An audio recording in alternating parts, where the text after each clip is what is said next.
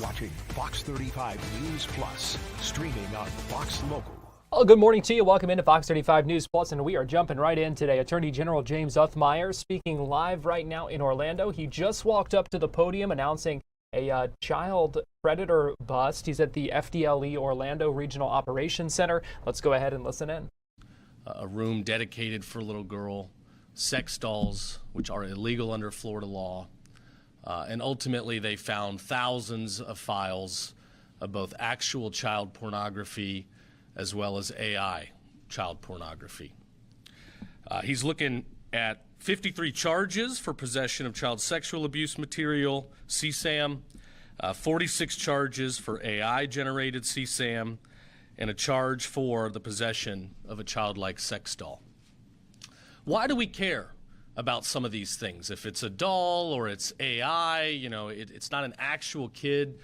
I think it's important to remember this is just a stepping stone for these depraved individuals. It starts as a doll and a house decorated with toys and animals and sex toys and unicorns. That's where it starts. And then they go online and they start talking to little kids. Oftentimes they pretend to be little kids themselves. They use fake photographs. They solicit information, imagery, in many cases, ultimately physical encounters and abuse. So we have to take this seriously. There's a reason why these childlike sex dolls are illegal under Florida law, because we have to nip these evil villains in the bud before they can lay a finger on our little kids. I want to thank Representative Plakon. I'll let her talk a little bit about the bill that she sponsored this year, that I have no doubt will be signed into law very soon, that increases the restrictions around where sex predators can go and be around kids. It limits their ability to be around and communicate with under 18-year-olds. It limits their ability to be near recreational locations like swimming pools, where it's more likely that more kids can be victimized. I do have to point out that your local representative, Anna Escamani, who's running for mayor, voted against this bill. I don't know who in their right mind would vote against restrictions on child predators, against restrictions on an individual like this guy today that lived in this house of horrors, a house decorated in the theme of little kids that he wanted to abuse. There's no room for that type of discussion in government. There's no room for that type of debate in the political sphere. When it comes to protecting our children, there is no room for that fight. So shame on her for taking that position. I commend Representative Plakon. I commend our legislature for passing multiple enhancements and penalties to take down child predators and give our law enforcement more tools to be successful. So with that, I'll turn it over. And again, I'll round out my comments by saying thank God for our law enforcement here in the state of Florida. Working together with them, we've taken down over 1,400 child predators just in the last year since I've been in office. We've been able to rescue between 300 and 400 children that were previously reporting missing. These guys behind me, they've saved lives every single day. They do the Lord's work to protect our kids, and I'll forever be grateful. So with that, I'll turn it over to FDLE's Felipe Williams. Thank you, Attorney General. Good morning, Special Agent in Charge for FDLE, Felipe Williams. I'm honored to stand with the Attorney General, Deputy Chief Perkins, Representative, and also our law enforcement partners and our prosecutors. Unfortunately, Attorney General, we're back here from a week ago making the same announcement about the same level of arrest. But fortunately, today we have the most advanced cyber task force team that's out there doing the best work, and we can make an announcement today that Blake McInnes for downloading child sexual abuse material, which we also call CSAM. FDLE's mission and priority is to protect our most vulnerable, our children. Florida is law and order state with zero tolerance for criminals who exploit children.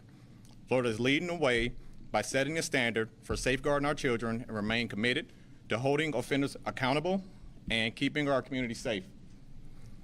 Through the leadership and support of Governor DeSantis, Attorney General, the Cabinet, legislators, and our law enforcement for giving the tools and the resources needed to protect our Floridians and the most vulnerable. And today, we kept that promise. In January, our task force received a tip from NETMIC, like the Attorney General said. Agents' investigation soon discovered images of sexual abuse material were downloaded. A search warrant was executed by FDLE's Special Operation Team, and Blake McGinnis was taken into custody without incident. Further investigations revealed that McGinnis downloaded hundreds of digital files depicting sexual abuse. Also, AI-generated images depicting sexual abuse, along with the AI-generated young interactive character named Emily to fulfill his perverted fantasies. And in possession was an anatomically correct childlike sex doll about the age of 6. That again, like the Attorney General stated, that it had young girls' underwear in his possession. As the Attorney General previously outlined, this is some of the most heinous material that the agents had to recover. McInnes was arrested on site by task force agents with assistance from our partners with the Sanford Police Department, along with the Seminole County Sheriff's Office. Our investigation will remain active. Our agents and analysts are still doing forensic analysis on devices seized, so additional charges may be forthcoming pending the outcome of analysis. I can't stress enough the severity of these crimes, which will land him in prison for a very long time, thanks to our partners of the statewide prosecutor, and also a lifetime sex offender registration. I also want to emphasize the collaboration effort between our law enforcement partners, to the Sanford Police Department, Seminole County Sheriff's Office, and of course, our prosecutors from the Attorney General's Office of the statewide prosecutor. I want to say thank you to you all. I conclude, crimes against children will never be tolerated in the state of Florida. It is our mission and our priority to keep our children and our families safe. We continue to emphasize the importance of internet safety. Parents, please, please, please talk to your children about the dangers that lurk online, because they are real. You can visit the FDLE website and review the tips for keeping your children safe online. Our work here is far from over. FDLE will continue to work alongside our partners and Attorney General team to ensure offenders are found and prosecuted to the full extent of the law. Thank you. Thank you, Special Agent. We'll hear from Representative Plakon.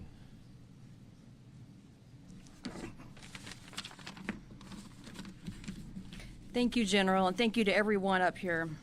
Today is a reminder that our system is working. Law enforcement acted, the Attorney General's office is pursuing justice, and together we are sending a clear message. Florida will not be a safe place for those who harm children. As a legislator, my role is to ensure that our laws are strong. I was proud to co-sponsor legislation like HB 1297 in 2023, as well as sponsor additional measures like HB 777 last year, and the House companion to SB 212 this year, all designed to strengthen protections for children and hold offenders fully accountable. But beyond policy, this is personal. I'm standing here today with two hats on, one as a state representative and the other as a mother from Seminole County. When I look at this case, I don't just see a case file. I think about the parks where my own child plays. I think about our neighbors' kids walking to the bus stop. To think that this level of alleged depravity was happening right here in our backyard is enough to make any parent's blood run cold. And it's terrifying to wonder what might have happened if our law enforcement officers had not intervened. But because they did, a predator is in a cell instead of in our community. Thank you to the Attorney General again, FDLE, all our law enforcement for your relentless efforts. As a mom, I want to tell every parent in Florida that we are fighting for you. When I go to work in Tallahassee, I carry your fears and your hopes with me. We are passing laws to keep predators away from our children at pools, parks, and schools, because your peace of mind is our priority. Thank you again, General, for getting this criminal off the streets and for giving our families one more reason to breathe easier tonight. God bless.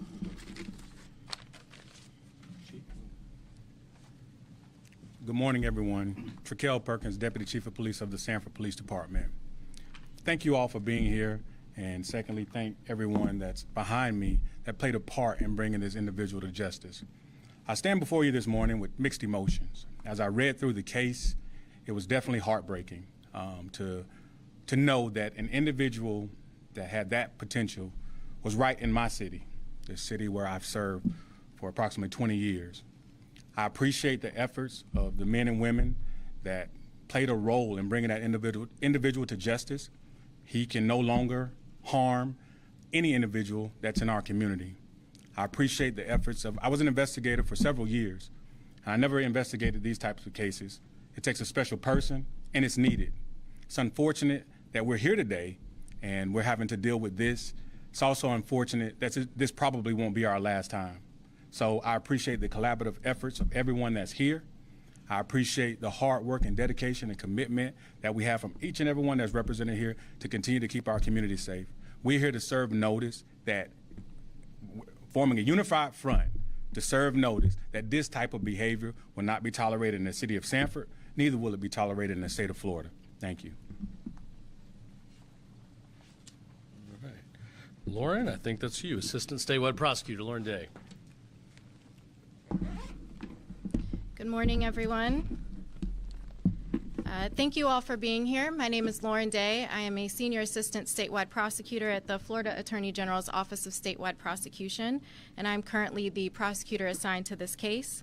As with everyone, I want to say thank you to the Attorney General and our statewide prosecutor, Brad McVeigh, for highlighting the importance of these cases and ensuring that we have the resources needed to prosecute these cases to the fullest, and also to ensure that the public is aware of just how prevalent and dangerous these offenders are.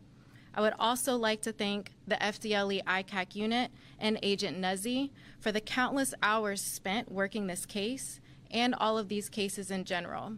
Agent Nuzzi and I have been in constant communication for the past couple of weeks, so I know firsthand he has been working at all hours of the day and night to ensure that we have exactly what we need to prosecute this case. As was stated, until you have sat down and had to watch hundreds of thousands of hours of child sexual abuse material, you have no idea the unthinkable acts that people are consuming against children for their own pleasure, and the strength and endurance it takes to do that work every single day. So thank you again to Agent Nuzzi and all of the agents standing behind us and across FDLE's ICAC unit, as well as every single law enforcement agency in the state of Florida that has specialized units to prosecute these cases.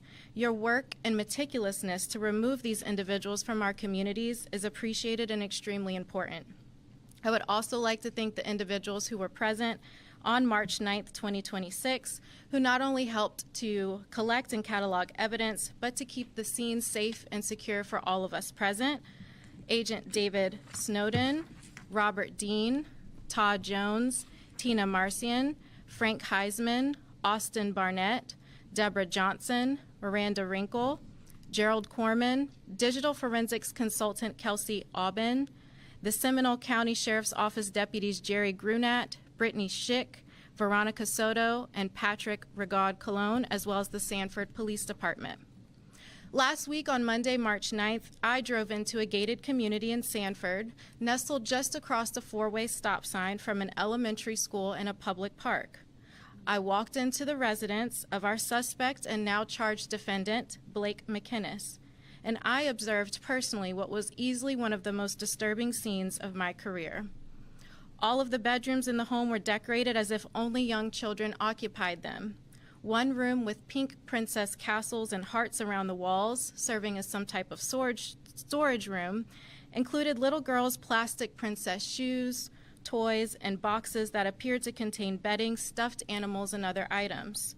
One room decorated with little boys, children's sports, cartoon-like footballs, baseballs, basketballs, soccer balls, etc., also serving as some type of storage room with boxes, personal items, and digital devices. The third bedroom, the master bedroom with ensuite bathroom, was decorated as if it were an elementary-age girl's bedroom. Pink walls, pink curtains, My Little Pony posters, pink bedding, doll toys, princess wands, plastic tiaras, feathers, unicorn stuffies, pink satin robes, child's clothing, child's underwear, rainbows and butterflies, and inspirational posters like, "You're doing amazing, sweetie." Something that at first glance would appear normal for a 4 to 6-year-old child. However, upon closer examination, we observe something more sinister. This room belonged to a middle-aged, single, childless man. And accompanying those childlike images and posters and toys were hundreds of items of sexual paraphernalia, including posters marked with underwear draped on them, boxes of sex toys, and the childlike sex doll that's already been mentioned. So there was nothing innocent about this room. And after the search warrant, the defendant's devices were forensically analyzed, thousands of images of videos, pictures, and OpenAI prompts were discovered which depicted CSAM. So as of today, the state has formally charged Blake McInnes with 100 counts in a criminal information. 53 of those counts are second-degree felonies for the possession of child pornography. 46 counts are third-degree felonies for the possession of computer-generated child pornography, and 1 count is the misdemeanor possession of the childlike sex doll. If convicted as charged, the defendant would be facing a bottom-of-the-guideline sentence of 1,137.3 months in the Florida Department of Corrections. His maximum exposure is 1,026 years in the Florida Department of Corrections if convicted as charged and sentenced consecutively on each count. This investigation is ongoing, as agents and analysts are still working to examine all of the evidence that was found at the scene. We cannot predict when or how long that full examination will take, and as stated, if it leads to additional information that justifies further charges, we will take the appropriate action at that time. As was stated by the representative, I too am not only a prosecutor, but I am a mother of an elementary-aged child. It has been extremely disturbing to see the lengths with which a person is willing to go to generate or possess these horrific acts of child molestation and abuse for their own pleasure. As this case has demonstrated, these perpetrators are people that you know. They are your neighbors, your coworkers, your friends, and your family members. So parents, again, please protect not only what your children are doing on the internet, but protect your children's privacy and what you post about them on the internet. As our AI advances, you do not want your children's images to be subject to this kind of computer manipulation by these predators. Danger is always closer than we think. Child pornography is not a victimless crime. These crimes continue to occur because of the demand for this type of content. Taking the prosecution of these cases seriously helps us all to combat the larger problem of child exploitation, trafficking, and worldwide child abuse. Thank you again to everyone involved in this ongoing investigation and for everyone who works to bring accountability to the offenders who participate in this kind of activity. Thank you. Thank you to Lauren and all of our prosecution team for the tireless work you all do to protect our kids. I've been pushing hard to get all prosecutors in Florida added to the special risk retirement pool, in large part because of cases like this. Yes, where you do have bad guys that get out, after they've completed their term and, they've inflicted harm on prosecution. It's typically been the attorney that put them away, not the cop necessarily that made the arrest. So our prosecutors, they do take on considerable risk in hunting down these bad guys. They also have to review thousands and thousands of files, some of the most horrific evidence, as you've just heard described. That'll take a toll on people. So I hope our House of Representatives will strongly consider adding them to the special risk retirement pool, which they absolutely deserve. We've got to have their backs. Tomorrow, we're again going to be talking about more child predators using the internet, social media applications to get to our children. You heard about this house of horrors today. This depraved individual that was probably just days away or moments away from trying to access real children. So we've got to fight this fight every day. Protecting our kids is our #1 priority. They're such a gift. They're beautiful. They're innocent. They need us. So thanks again to law enforcement. Good to get another guy off the streets, but we got a lot more work to do. So with that, we got time for a couple questions. Yes, sir. Just kind of touched on it, but was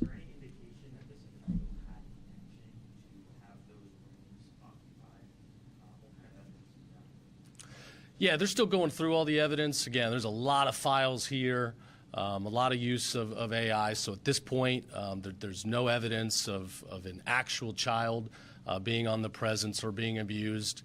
That's not to say communication didn't occur. Again, everybody's still looking at it. But at this point, it's just imagery and a lot of the other toys and paraphernalia that were found at the scene. Yes, ma'am.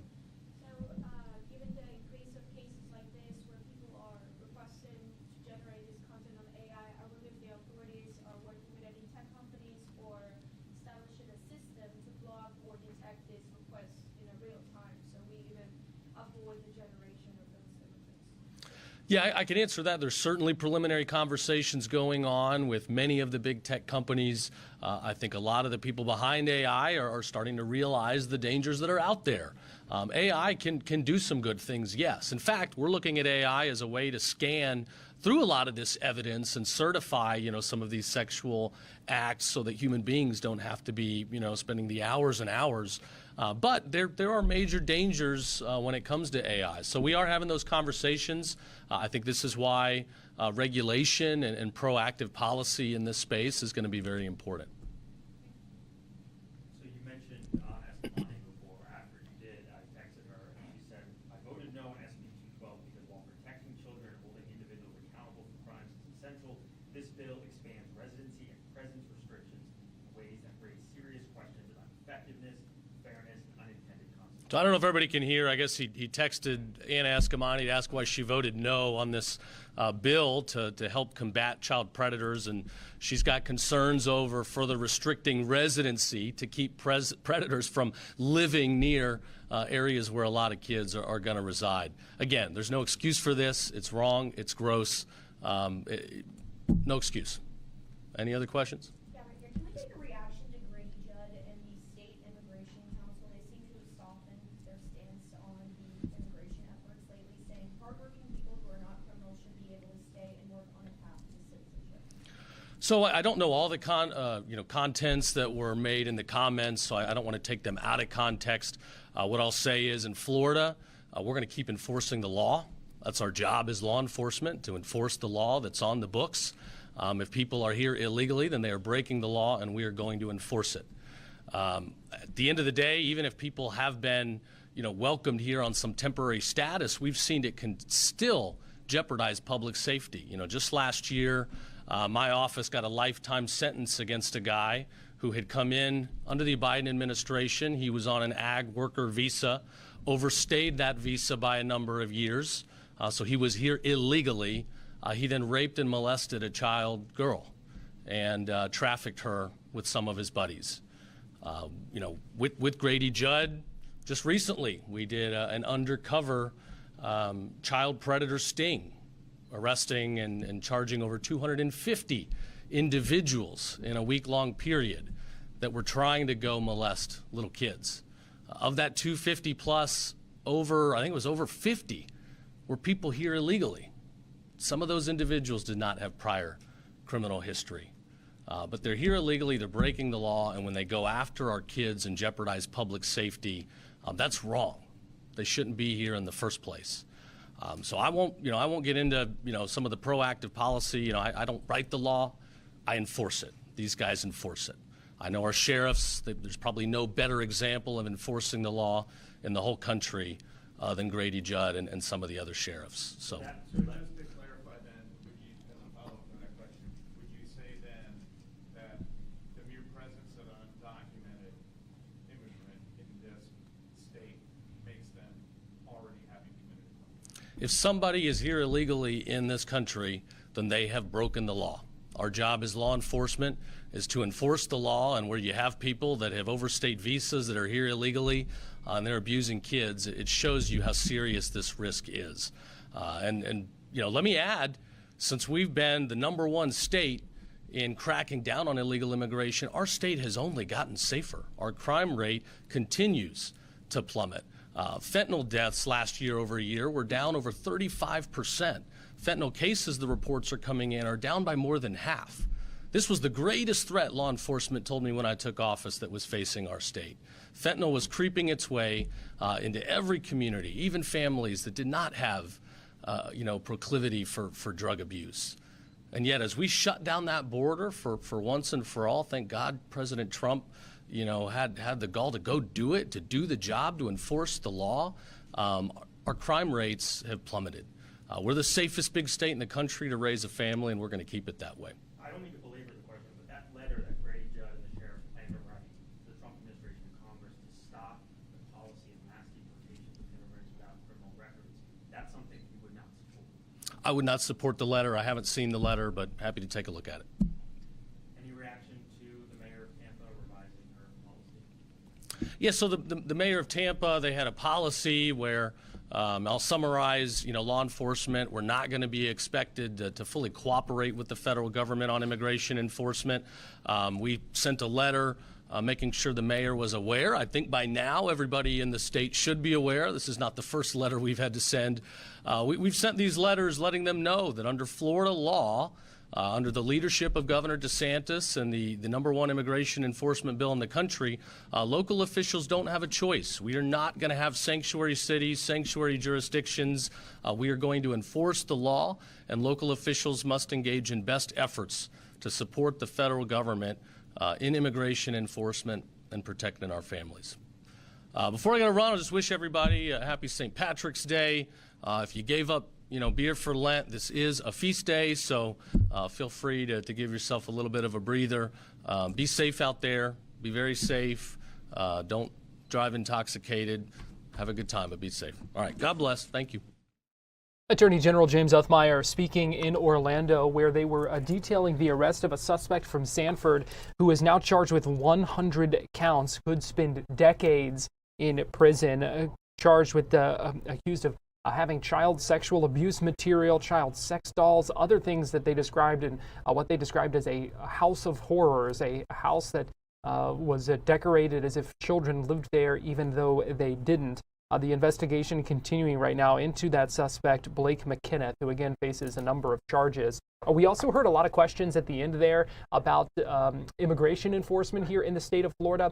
This comes after a meeting yesterday of the State Immigration Enforcement Council, which is made up of sheriffs and other law enforcement leaders across the state of Florida, who really expressed some of their concerns about the mass deportations that are being conducted by the federal government and some of these strict enforcement efforts here in the state of Florida. The chair of that Immigration Council is Pulk County Sheriff Grady Judd. You heard Attorney General James Uthmeier ask about him specifically, where they essentially said they are going to draft a letter to send to President Trump and to send to leaders in the House and the Senate, members of Congress, about removing undocumented immigrants who are not convicted, who don't have criminal records, essentially pushing back on some of the widespread crackdown and saying that those efforts need to be focused on illegal immigrants with criminal records. And that was some of what we heard from Attorney General Uthmeier there, saying that in what they have dealt with is a number of folks facing charges who didn't have prior records. So that was his response to that. I should note we do expect to hear from Sheriff Grady Judd on this issue later today. News conference scheduled for 2:30. We will bring that to you live right here on Fox Local, YouTube, and on Facebook. Right now, we are still standing by for President Trump, who's expected to meet with the Irish Prime Minister, and then they'll have a meeting and a luncheon as well on Capitol Hill on this St. Patrick's Day. And we want to know how you're celebrating St. Patrick's Day today. So let us know. Go to fox35orlando.com/vote. Pull out your phone, scan the QR code you see on your screen. Are you parading around town, eating some festive food, dressing in green, or pinch me, I forgot. I'm not going to lie, I forgot. But one of my coworkers came through with the green bracelet for me, so I'm all set now. But we want to know how you're celebrating St. Patrick's Day. Let us know. Vote in this poll. We're going to take a break, and then we'll be right back with more Fox 35 News Plus in just a few.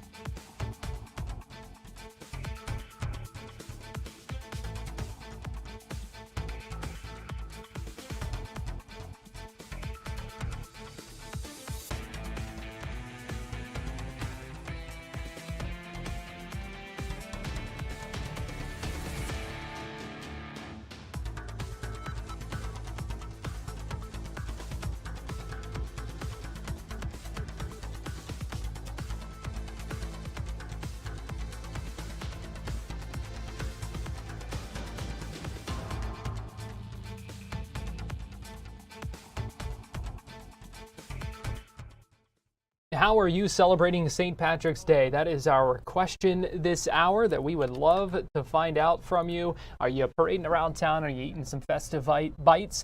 Dressing in green, or are you one of those 60%, well, as that number comes down a little bit, but saying, pinch me, I forgot.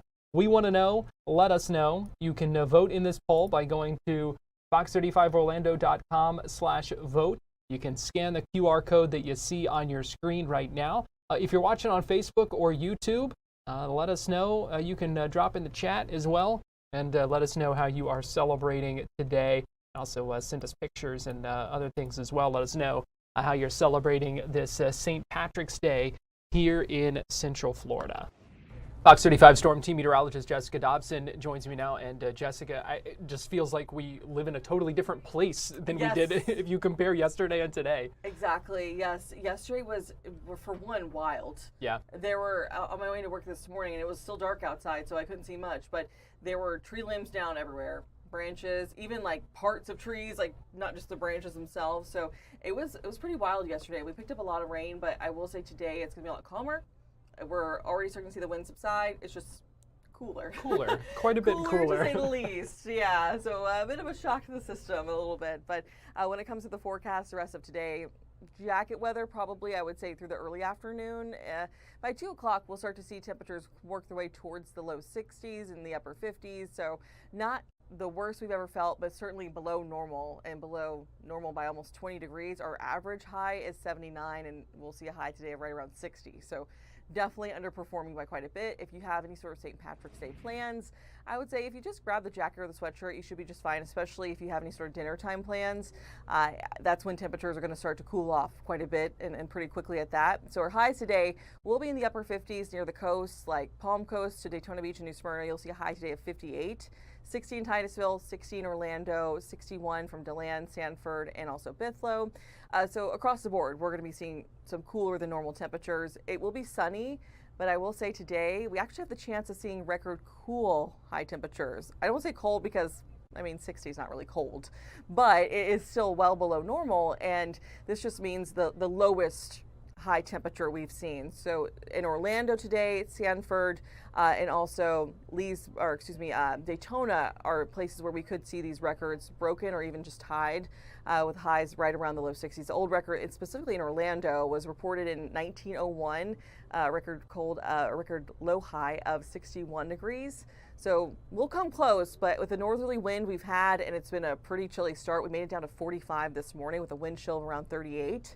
That was a little nippy, and tomorrow morning it'll be a lot calmer in terms of the wind, but the temperatures are actually going to be colder, so by a couple of degrees. We'll see a low tomorrow morning of 44 in Orlando, 44 as well in Sanford, but northwest of I-4 are where we could see spots closer to the 30s. In fact, even not too far off from the freezing mark. 34 will be our low in Ocala, 37 in the Villages in Bushnell, and even down to 33 in Gainesville. So it's going to be a cold start to our day tomorrow.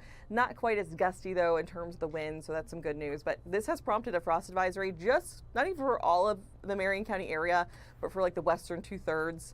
It does include Ocala. There is a frost advisory, pretty short-lived, from 4 a.m. to 9 a.m. So if you're maybe heading off to work tomorrow, if you're not on spring break, you might have to kind of scrape off the windshield for a little bit, maybe just a thin layer of some frost out there, maybe just keeping a close eye on some of those more sensitive plants and vegetation if you've still got some left, or maybe you were feeling really confident and planted some more plants since the last freeze we had. But when it comes to the 7-day, it actually does turn quite nice over the next couple of days. 71 will be our high tomorrow afternoon after the cold start. 73 Thursday, 76 Friday. Friday is the spring equinox, and then by Saturday and Sunday we make it back into the mid-80s. So I mean, after what's been a very tumultuous start to the week in terms of the weather, it has really we're going to turn the corner, and it'll feel a lot more like Florida. I kind of feel for the spring breakers because this is probably not what they anticipated. This is probably more of a reminder of home more than anything else, but it could be worse. My mom sent me a video yesterday in Kentucky of it snowing. Yeah, I was going to say, at least there's not snow on the ground. Yeah, it could be so much worse. And we can handle jacket and hoodie weather, even though it is going to be short-lived. We'll be okay. Free AC. It's funny, I walked out this morning, I was like, oh, this is kind of refreshing. This is kind of nice. But then, by the time I got here and then, parked in the parking lot, and just in the Walking time in. it took for me to like get out of my truck and walk in the front door, I was like, nope, this is actually cold. Okay. You're like, okay, never mind. I take it back. That is exactly it, because I know even this morning Marley Capper, when she was out, she was like, it's pretty cold. Yeah. So, especially once we've had that warm up to come back, down to it. for some perspective, we were at 88 yesterday afternoon for a high, and then we saw this morning a low of 45. So over a 40-degree temperature drop in less than 24 hours. Wow. So cooler, but at least calmer out there Yes. today after a couple of days of And severe weather. drier too, so Yeah. we'll take it. Fox 35 Storm Team Meteorologist Jessica Dobson, thanks for joining us. And as we go to break here on Fox 35 News Plus, going to give you a live look in Chicago at the Chicago River there that has been dyed green for the St. Patrick's Day festivities. We want to know how you're celebrating St. Patrick's Day today. Let us know. Go to fox35orlando.com/vote, scan the QR code, or even just drop us a comment in the chat if you're watching on YouTube or Facebook. Let us know what you're doing out there today to celebrate. We're going to take a break, and we will be right back with more after this.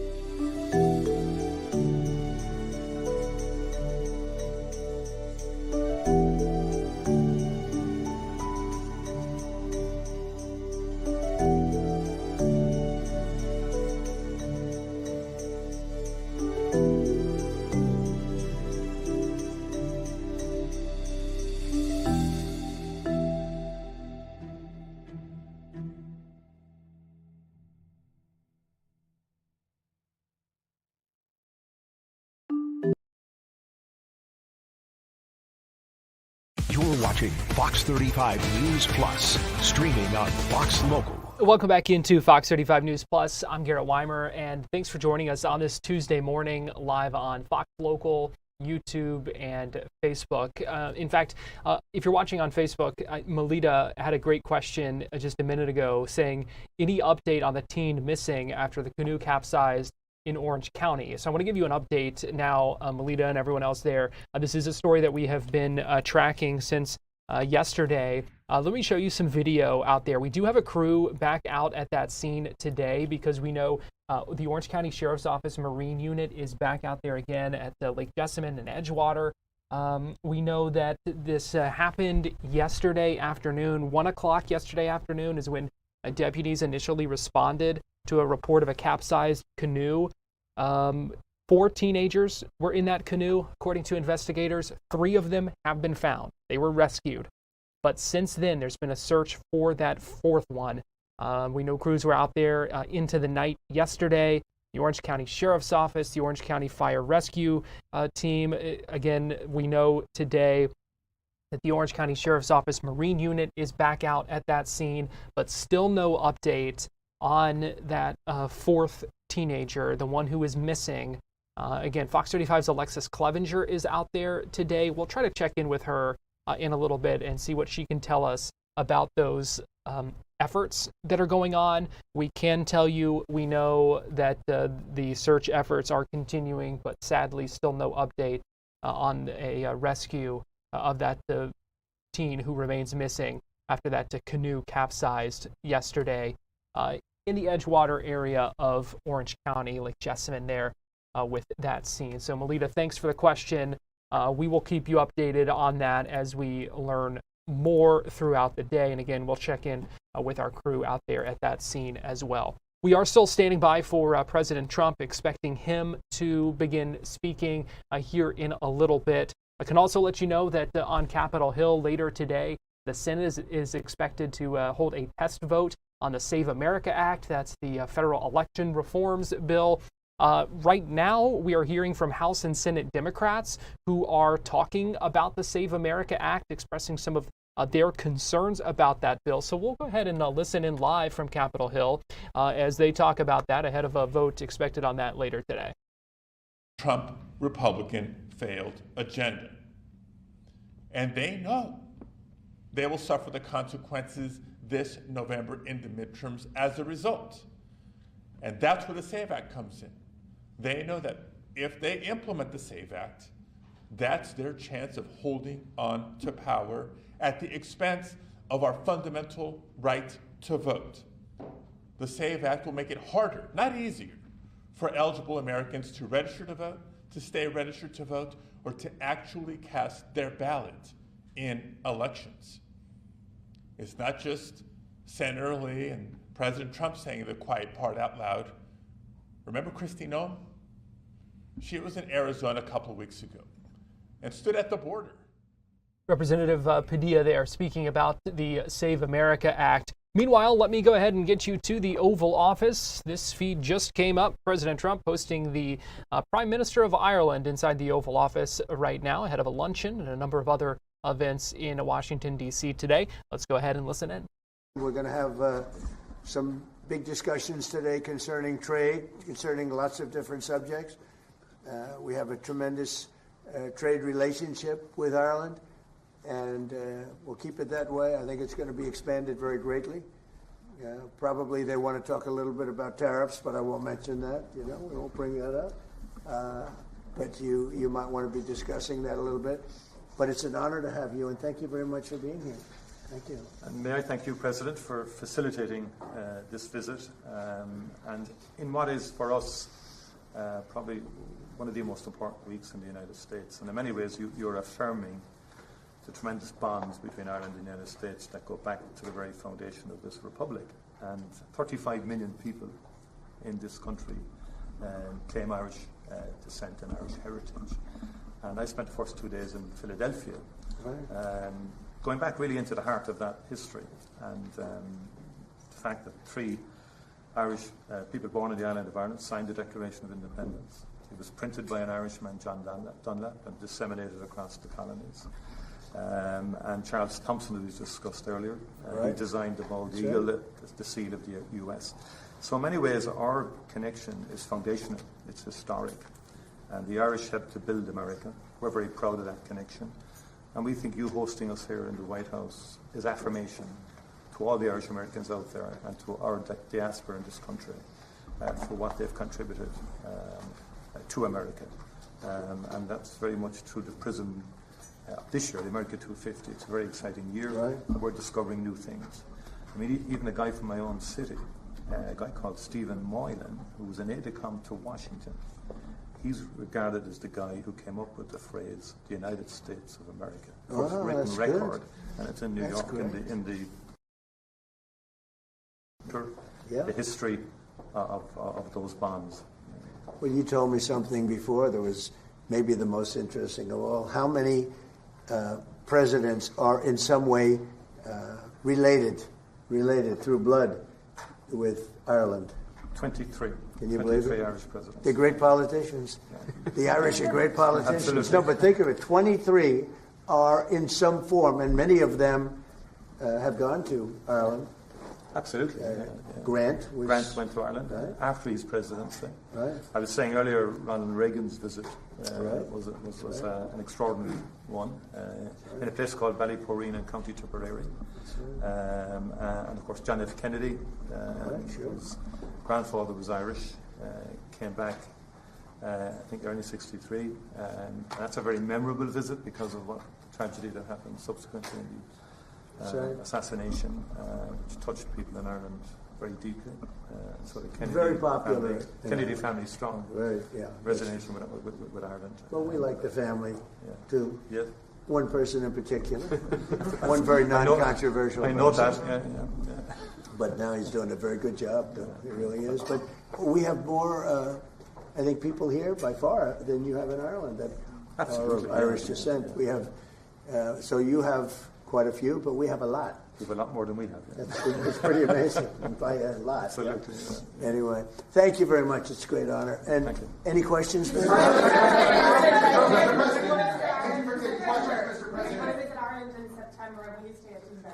Well, I'm having, it's a great thing, my son and my family.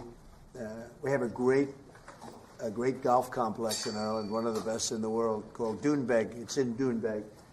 And it's been amazing, and Rory McIlroy loves it. They all love it.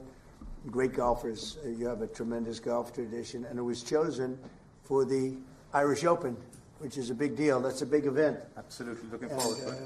Everybody wants me to be there. You just said, I hope you're going to go. I did. And we're going to try. We are going to try, but it would be an honor. But it was a great honor to be chosen. They only choose the best courses in the world for the, for the big opens. That's one of the big ones, the Irish Open. It's really become one of the most important tournaments in the world. I hear it's going to be a fantastic success. Be a great success. Yeah. It's a very hard. It's a very hard course. What progress have you made, Mr. President, in getting America's allies to assist the U.S. in escorting those oil tankers through the Strait of Hernando? Well, we don't need too much help, and we don't need any help, actually. In fact, we just put out a notice. I was watching over the last couple of weeks, and all of our NATO allies were very much in favor of what we did. They thought it was very important. We were just discussing it, actually. Very important that we take out the nuclear threat from Iran, and we've done that very strongly, very powerfully. We've wiped out their Navy, wiped out their military in every aspect. Their Air Force is now decimated. They have no Air Force, no Navy. They have no radar. Their radar is entirely gone. Their anti-aircraft machinery is gone. Everything is gone. Their leaders are gone. I guess one of their top person was, they say, a lot of people say their actual top was killed yesterday, along with somebody else who was responsible for the killing. The man that was responsible for the killing of 32,000 people over the last 2 weeks, he was in charge of the killing of protesters. It's an evil group. I mean, they killed much more than 32,000 people. And the man who was responsible for that was also killed yesterday. And all of the NATO allies agreed with us. But they don't want to, despite the fact that we help them so much, we have thousands of soldiers in different countries all over the world, and they don't want to help us, which is amazing. I mean, amazing. And I didn't do a full court press because I think if I did, they probably would be. But we don't need help. That war has been long prosecuted, as far as I'm concerned, almost from day one. We knocked out many of these things. We knocked out the Navy essentially in a couple of days. But I was surprised to see that NATO, while they agree that it was a very important thing to do, they agree fully. Nobody said, oh, you shouldn't do it. They would have had a nuclear weapon within 1 month of when we had the B-2 bombers bomb the nuclear potential. I call it the nuclear dust. So I think NATO's making a very foolish mistake. And I've long said that, I wonder whether or not NATO would ever be there for us. So this was a great test, because we don't need them, but they should have been there. The other thing is, and I think, very important, we didn't have to be there for Ukraine. Biden chose to spend hundreds of billions of dollars on Ukraine. And I guess the head of Germany just made a statement that, well, they weren't involved and they have nothing to do with the war, but at the same time, they think we did a great thing by knocking them out. Nobody wants to have Iran, or anybody, but nobody wants to have Iran with a nuclear, because these people are crazy. They're absolutely crazy, and they're vicious, violent. I mean, they kill, think of it. They killed, now I hear it's about 41,000 people. They put out a notice 2 days ago. Anybody that protests will be immediately shot and killed. That's pretty tough stuff. So everyone agrees with us, but they don't want to help. And we as the United States have to remember that, because we think it's pretty shocking. President Macron has just said in the last hour that he will never join a task force in the Strait of Hormuz until hostilities finish. Yesterday you said... Who said that? Who said? President Macron of France. What's your reaction to that, sir? Well, he'll be out of office very soon, so we'll have to see. I don't know. Mr. President, on Doonbeg, you're building an extension to it, but there's been an objection put in, and it's being held back at the moment due to small snails. What are you disappointed about that? No, the planning commission is. I have not heard that. No. Mr. President. I mean, the course was built and it's been operated very successfully. Somebody's objecting. Human and environmental group is objecting to. Mr. President. How close the EU is to announce a coalition of willing to secure the Strait of Hormuz? Which countries are joining and which countries have... Well, we've had great support from the Middle East. Qatar has been great. UAE has been great. Saudi Arabia has been terrific. Bahrain has been very good. The Middle Eastern countries have been very strong in their support. And, of course, Israel has been our partner. Israel's been very, very strong, along with our operation. I haven't thought about Israel being against Iran. If you look back many years ago, I talked about Iran was a big threat to this country, to this world. It turned out to be, I was right. In fact, I said you have to attack Karg Island. You have to attack them years ago when they were acting up. They've been acting up for 47, I guess now 48 years. For 48 years, they've been bad players, vicious players, and you can't let them have a nuclear weapon. If they got a nuclear weapon, I would say they would have used it within 24 hours after having it. And they would have had it if we didn't bomb them out on that great raid with the B-2 bombers 8 months ago or so. You would have had a nuclear war in the Middle East and maybe beyond. I think it would have hit Europe.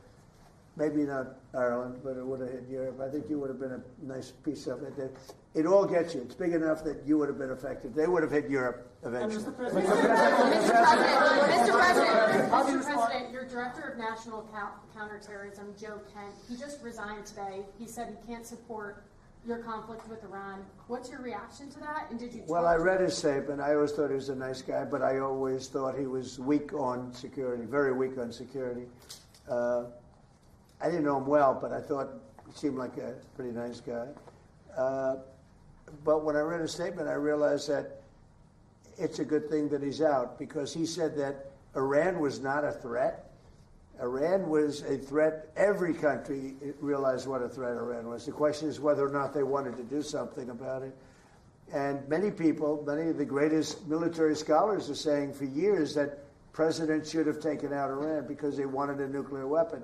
They were, if we didn't do the attack, or if, I'll go a step further, if I didn't terminate the Iran nuclear deal given to us, one of the worst deals ever made by Barack Hussein Obama. Remember when they sent Boeing 757s over there, loaded with cash, hundreds of millions of dollars? You would have been very happy. This was a wonderful, they sent hundreds of millions. People forget that. Does anybody remember? Right? You remember. Hundreds of millions of dollars in a Boeing 757. I think they had two of them loaded. They took the seats out and they put cash. And it was so much that there wasn't a bank in Virginia, Maryland, or D.C. that had any money left. They stripped them of all their money, put put it into place, sent it to Iran, almost as ransom. That's not going to happen with Trump. And nobody ever did anything about it. Nobody ever said anything about it. Can you imagine if I did that? So they've been a threat for a long time. But they've really been a threat. If I didn't terminate Obama's horrible deal that he made, the Iran nuclear deal, you would have had a nuclear war 4 years ago. You would have had nuclear holocaust. And you would have had it again if we didn't bomb the site. So when somebody is working with us that says they didn't think Iran was a threat, we don't want those people because, and there are some people, I guess I would say that, but they're not smart people or they're not savvy people. Iran was a tremendous threat. And virtually every NATO nation, and this is the thing, if they told me it wasn't a threat, and therefore they don't want to help, but when they say it was a threat, and it was a major threat, every one of them, I think every one of them, I don't know of one that said they're not a threat, but when they say it was a threat, but we're not going to help, I think they're very foolish. You know, it's interesting. It's interesting because I could say this, that what's happening in Ukraine, we're probably in there for $400 billion. We don't spend any money anymore. They buy it from us and they pay full price. But Biden gave them between $350 and $400 billion of equipment in cash. Someday they'll have to find out about the cash.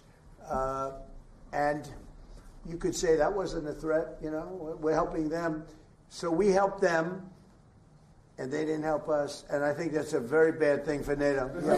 President. Are there any repercussions for NATO, and are you still going to China? Well, yeah, on China, it's a little different story. We're resetting the meeting, and it looks like it'll take place in about 5 weeks. We're working with China. They were fine with it. We're going to say I look forward to seeing President Xi. He looks forward to seeing me, I think. But I do look forward to seeing him. We have a good relationship with China. China actually has become economically for us very good, as you know. It's much different than it was in the past.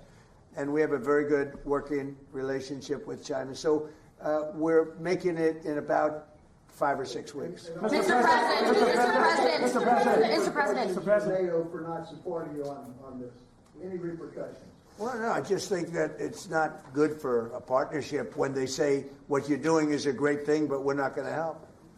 You know, they say what you did is a great thing, but we're not going to help. Mr. President, in Iran, because the Iranian regime has told Sky News, if you put boots on the ground in Iran, it will be another Vietnam. Are you afraid of that? No, I'm not afraid of. I'm really not afraid of anything. Mr. President, are you rethinking the United States' relationship with NATO possibly getting out? Well, I'm disappointed in NATO that we spend trillions of dollars on NATO. Think of it, trillions over the years, many trillions of dollars. It's one of the reasons we have deficits and we help other countries.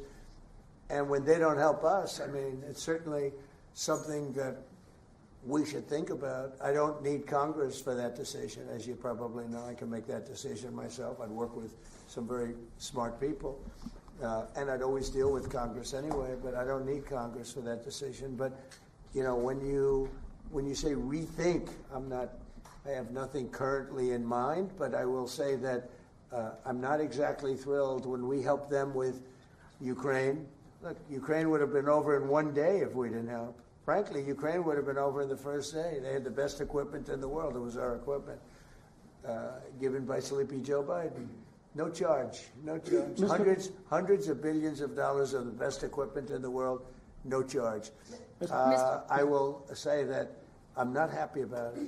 Mr. President, how's your relationship with questions, one on Iran and one on Cuba?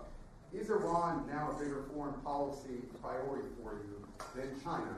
And on Cuba, the Cuban government. Iran is just a military operation to me. Iran is something that was essentially largely over in 2 or 3 days because the Navy was wiped out almost immediately. The Air Force came next.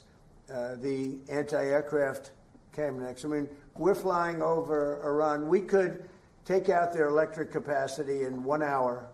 We have all the, there's nothing they can do right now because everything is knocked out. They have no, again, no radar, no anti-aircraft. They have nothing. And we don't, and it was a decision I made. We discussed it, Pete, Marco, JD, all of us, Chris, we discussed it. We can knock out their electricity in a matter of minutes if we wanted to. There's nothing they can do about it. We can knock out their oil in Carg Island. The only thing we didn't take down was their oil because if we knock out, I call them the pipes, very complex.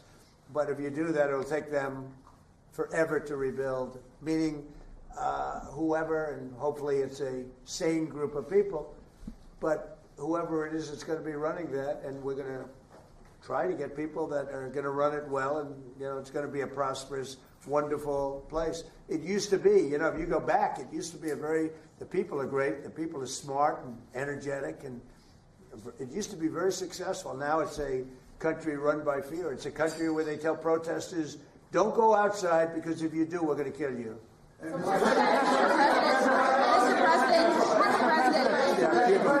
Mr. President. Well, Cuba right now is in very bad shape. They're talking to Marco, and we'll be doing something with Cuba very soon. We're really focused on this, but we're dealing with Cuba. Marco, do you want to say a couple of words about it? Yeah, I mean, Cuba has an economy that doesn't work and a political and governmental system they can't fix. It's not dramatic enough. It's not going to fix it. So they've got some big decisions to make over there. But Secretary Rubio, do you support, and I know this is up to Congress, but do you support easing the trade embargo if you get more cooperation from Havana? Well, I'm not going to discuss what we would talk about or not. Suffice it to say that the embargo is tied to political change on the island. The embargo is codified. And but the bottom line is their economy doesn't work. It's a non-functional economy. It's an economy that has survived. That revolution, it's not even a revolution, that thing they have, has survived on subsidies from the Soviet Union and now from Venezuela. They don't get subsidies anymore, so they're in a lot of trouble. And the people in charge, they don't know how to fix it. So they have to get new people in charge. That's what has to happen. And the relationship we have with Venezuela has been, I think you could almost say, incredible. It's been really good. It's been good for Venezuela, and it's been good for us. And I congratulate the Venezuelan baseball team because that was a big win, and I guess they play another game tonight in the finals. This is the first time they've ever been in the finals, and it was pretty exciting. Yeah. Iran is just a military operation to you. But do you not have a day after plan? And if so, what is your day after plan for Iran? Well, we have a lot. Look, if we left right now, it would take 10 years for them to rebuild. But we're not ready to leave yet. But we'll be leaving in the near future. We'll be leaving in pretty much the very near future. But right now, they've been decimated from every standpoint. And again, we've had great support from countries in the Middle East, great support. But we've had no support from, essentially, no support from NATO. Mr. President, what about your relationship with London? Has it been damaged by the fact that Keir Starmer isn't supporting you in this war? And has your opinion of Keir Starmer changed because of this? Well, he hasn't been supporting. They make a lot of money on trade with the United States. I went out of my way, as you know. They couldn't make a deal with Biden because they had no real administration to make a deal, Biden. But we made a deal. We made a good deal for them, and frankly, probably wasn't appreciated. I do look forward to seeing. He's going to be coming, as you know, very shortly. But no, I was disappointed because Keir was willing to send 2 aircraft carriers after we won, because essentially there's no threat for the aircraft carriers right now. And I said, no, we want things sent before the war, not after the war is won. So, yeah, I'm disappointed with Keir. I like him. I think he's a nice man, but I'm disappointed. You see that man right there? You know who that is? Churchill. That's the late, great Winston Churchill.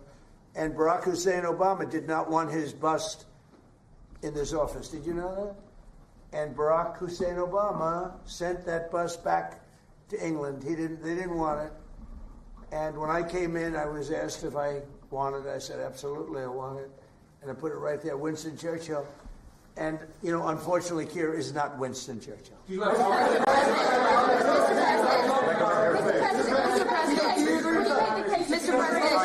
President, it pissed on me. No, hold it. Right. Just could I hold it? Hold it. Just make a number of points. First of all, I think, notwithstanding what has happened, the transatlantic relationship between Europe and the US is very, very important on a number of fronts. And I think we've had issues over the last year or two, but we settled them. And I think many of these leaders engaged with you, particularly on trade initially. Remember all the fuss last year, but we got a landing zone between Europe and the US, and I think we can get a landing zone again. And I think I just met with Keir Starmer last week. The British-Irish relationship is a very important one. Churchill was a great wartime leader, although in Ireland there was kind of a different perspective in terms of during our own war of independence and so on. He created his own bit of difficulties for us, but that said, he was a great wartime hero. Keir Starmer has done a lot to reset the Irish-British relationship. I just want to put that on the record. But I do believe that he's a very earnest, sound person who I think you have a capacity to get on with. You've got on with him before. And you've got on with other European leaders as well. Sure. And I think you have that capacity again. And I think everyone exists. I mean, you cannot have a rogue state with a nuclear weapon or the capacity for a nuclear weapon. Iran was a sponsor of terrorism. We sanctioned Iran. All European countries did, as a and the IRGC in particular as a terrorist organization. They sponsored Hamas. They sponsored Hezbollah. The Houthis. They created mayhem, a most maligned force in the Middle East. The Irish position has always been, ultimately, can we resolve this can we get peace? And obviously there's preconditions before you get to that situation. We had our own conflict, which went on for 30 years, and we learned a lot from that in terms of how to try and bring about peace. And I think I've listened to you in terms of, you're correct, I mean, our hearts go out to the Iranian people who have been repressed and suppressed for so many years, culminating in that savage murder of thousands and thousands of Iranians some months ago. No one was in a position to do anything about that. I think, and likewise with Ukraine, I mean, the Russians did invade Ukraine, have attacked civilian infrastructure and so on like that. And for the people of Ukraine who just want peace and an opportunity to live, I think we have to continue to work to see, can we bring peace, different regime to Iran where Iranians can live in peace again, and the people in the Middle East can live in peace, and you're doing your bit there in terms of the work in Gaza and so on like that. And I think that's what we want, is a peaceful resolution of conflict. That's where we come from as a small nation. Right. We've been peacekeepers all our lives, and we're the longest-serving nation in terms of provision of peacekeeping forces in the world, as it turns out. But we think ultimately all conflicts come to an end, and I think we have to try and work towards that end, and I'm sure European leaders and the US administration will engage, and hopefully we can get a landing zone somewhere. I mean, the only thing, and I agree with everything you said, but we helped with Ukraine. Yes. And they don't help with Iran. And they all acknowledge that Iran can't have a nuclear weapon. You yourself say, these are horrendous people. These are the worst people, and going back to Hitler, right? Going back to Hitler, these are the worst people. That's a long time ago, and there's been nothing close. Every problem, so many deaths, 90% of the people that got blown up by landmines, they loved them. Soleimani, we killed him. If we didn't, it might be a different story, because he was a horrible person, but he was a very powerful person and leader, smart. But we killed him. If we didn't, I think I did. But I think it would have maybe a different situation. It wouldn't have been so easy as it has been, because it has been very easy. You know, it's all of their militaries out, but you can always have somebody drop a mine in the water. It's like terrorism. Yep. And then you have the people that own the billion-dollar ship saying, well, let's not move that ship yet because we want. So we thought that Europe would help that because they do have some minesweepers. But it's amazing that, they all said, what a great job. They would call me congratulating us on the great job we did with respect to Iran, and we knocked the hell out of them. They're no longer the bully of the Middle East. They were known as the bully of the Middle East, and they're not the bully anymore. But You would have thought they would have said, we'd love to send a couple of minesweepers. It's not a big deal. It doesn't cost very much money. But they didn't do that. So, you know, I think it's very unfair to the United States. Not to me, but to the United States. Go ahead, please. Keir Starmer isn't making... She's a fantastic reporter, by the way. Go ahead. The Prime Minister isn't making the case to the British public as to why he should be supporting you. Could you do that now and talk to the UK, to GB News viewers, about why it's in their interest that we help you?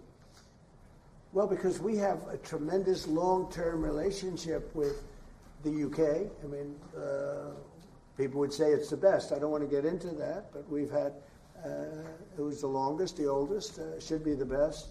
Always was the best until Keir came along, and now, and I like him. He's a nice man. He says everything beautiful. He's a very nice man with a beautiful family. Everything's perfect, but he doesn't produce. And I think it's very inexpensive. I just said, you don't have to send me aircraft carriers. Send me a couple of minesweepers. We don't need your aircraft carriers. But even the aircraft carriers, he would only send them after we essentially won.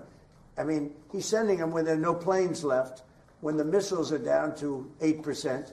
They have like 8% of the missiles. The rest we demolish the missiles, and the factories, largely the factories are going even as we speak. They just hit another factory. They have a lot of missile factories. They have a lot of drone factories, and so he's, wants to send them when we don't need them. But we'd like to have minesweepers, because just in case. We don't know that there are any mines down, because we wiped out, I think, 24. They actually have, think of this for a country.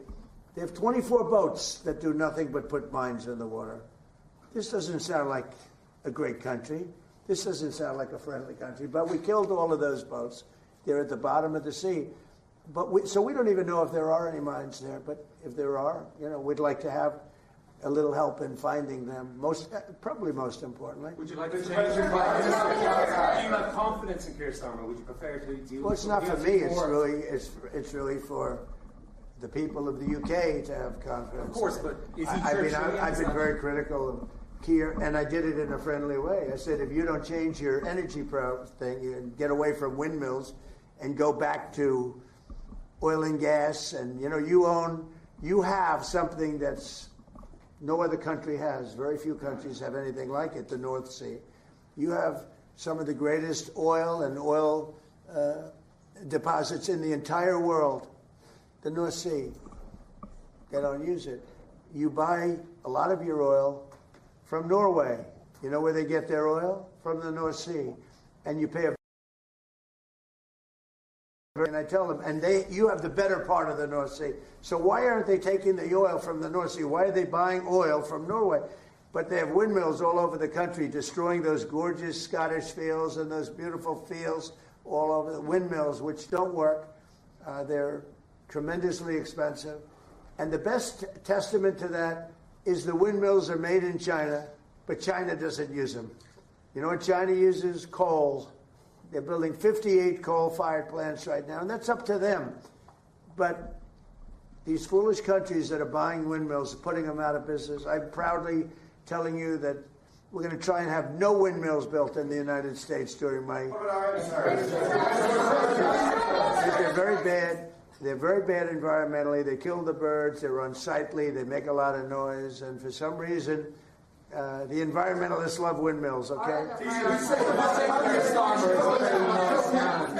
You say he's a very nice man. I think he's a nice man, but I disagree with him on two things, primarily. His immigration policy is a disaster, and his energy policy is a disaster. And they're about the biggest policies you can have.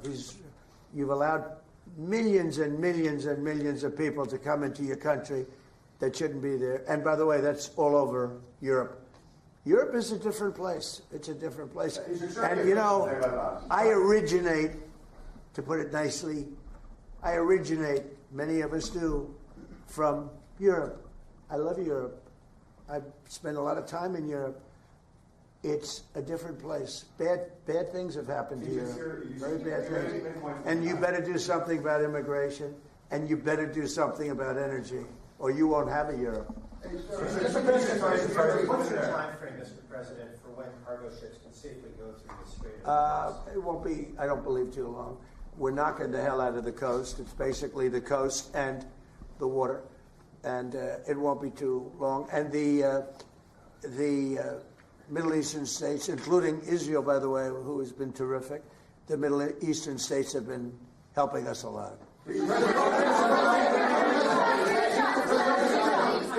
ahead, you. Mr. President, on fuel prices, what do you have to say to the people in Ireland who are paying sky-high prices because of your war in Iran? Well, I think the people in Ireland are very happy that I'm getting rid of, I have a lot of friends from Ireland, they're very happy that I'm getting rid of a nuclear power, a nuclear terrorist, and as soon as that war's over, which will be soon, your prices are going to drop like a rock. You watch. I've been very good at predicting. In the back. Mr. President, what do you think about our president's comments that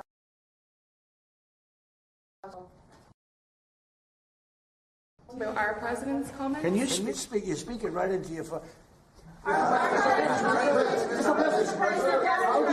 President, how do you respond to the groups against the U.S. Embassy and constantly criticizing? You want to answer that? Yeah. You want to? Yeah. Secretary of State has control over the embassy.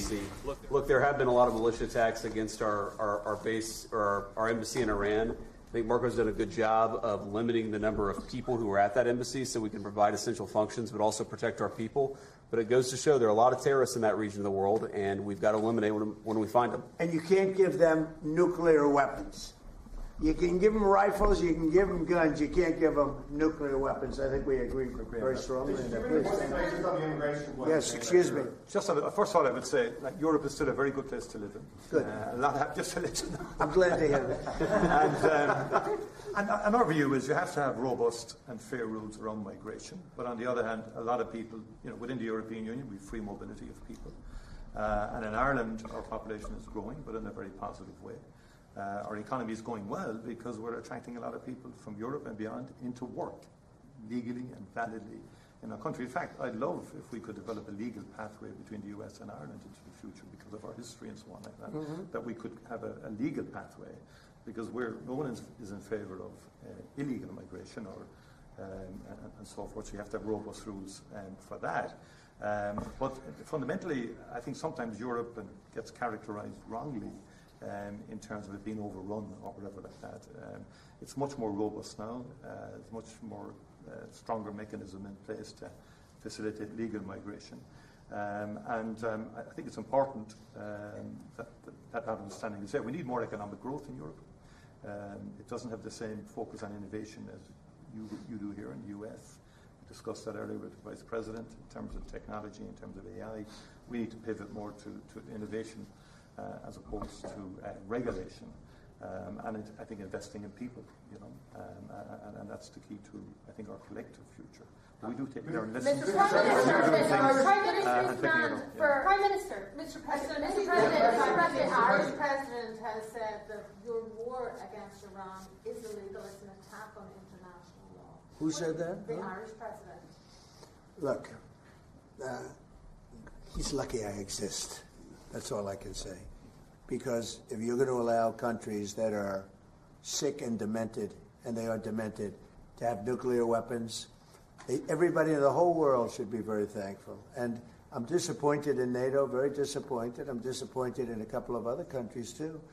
But they should be very thankful that this group of people feels the way we do. Because if a country like Iran was allowed to have the power of a nuclear weapon, if we didn't stop them. I stopped them twice. I stopped them my first term when I terminated the Iran nuclear deal, which was Barack Obama's deal. It was maybe the worst deal I've ever seen. It gave everything to Iran, including billions of dollars in green cash. I don't mean cash. I mean green cash flown over by airplanes. I can't to this day believe that was allowed to happen. And come to think of it, it would be a good thing for somebody to look at. Does the president have the power to hand hundreds of millions of dollars of cash to terrorists? But it began with that, and I terminated that deal. If I didn't terminate that deal, we might not be here right now. If I didn't terminate that deal, unbelievable nuclear holocaust would have taken place. And then I did it a second time when we hit them with the B-2 bombers, and we totally obliterated their potential nuclear weapon that they would have had in less than 1 month. They think 2 weeks, but in less than 1 month. And it would have been, I believe it would have been a much different world than it is right now. We have to go. We're going to a lunch, so maybe we'll take one more nice question. Can I ask you how you're doing with your legal case against the BBC and their fake news documentary? Well, the BBC was incredible. What they did is they had me speaking something I never said. And I've never seen anything quite like it. You know, CBS had that. We had the situation on 60 Minutes, and not the current owners, the past owners. The current owners, I think, are good, Ellison. But BBC took it a step further. They actually they put words in my mouth, and I said some pretty bad things. And I didn't say them. It was AI generated. And I said, I never said that. In fact, some of my people said, wow, that was pretty bad stuff you said. I said, what did I say? You know, I'm pretty good at this stuff. I mean, if you can go through years of these press conferences and you're a popular president of the United States that won in a landslide, that won all 7 swing states, that got record numbers of votes. I mean, so I guess I'm okay at this stuff. And then we found out it was AI generated. And they admit they made a mistake. BBC. But I watched them this morning for some crazy reason, and it was so inaccurate. Their reporting of the war was unbelievable. We have decimated that country. And if you watch BBC, it's almost like they're fighting us to a draw. They're not fighting us to a draw. It was very inaccurate news. It was fake news. So I'm very proud of the term fake news because it was my term. I came up with it, but it's no longer accurate. It really is. It's corrupt, fraudulent news. It really is. It's fraudulent. It's not just fake. It's beyond fake. It's really criminal what they do. But I watched BBC this morning, and I don't know much about BBC other than what took place, because people were calling me saying, that was a terrible thing you said. I said, what did I say? And I said, I never said that. And when we checked it, do you agree? They agree. It was somehow generated, I guess, by AI or something, with me saying unbelievable. So we brought a lawsuit against them. They admit they're guilty, but we'll see how it comes out. Thank you. I like that question. I like that question. Thank you very much. We'll see you later. Thank you very much. President Trump meeting with the Prime Minister of Ireland inside the Oval Office right now. The two are also expected to attend a luncheon on Capitol Hill. President Trump there at the end speaking about this lawsuit, defamation lawsuit that he's filed against the BBC. They are accused of splicing together several quotes from different sections of the speech that President Trump made on January 6th, 2021, and that's what they were talking about there at the end, that final question. Do apologize for some of the issues that we had with that feed over that time, talking a lot about the war in Iran, talking about the importance, what he believes of taking the steps that they did, saying that there would have been a nuclear holocaust if the United States didn't take action and striking Iran, taking a direct issue with some allegations made by his counterterrorism director in announcing a resignation today, saying, that counterterrorism director is saying they didn't agree with the basis for the war in Iran. We heard President Trump directly rebut that by saying that it was a threat, and again saying that bad things would have happened, including nuclear holocaust, if the United States didn't take action.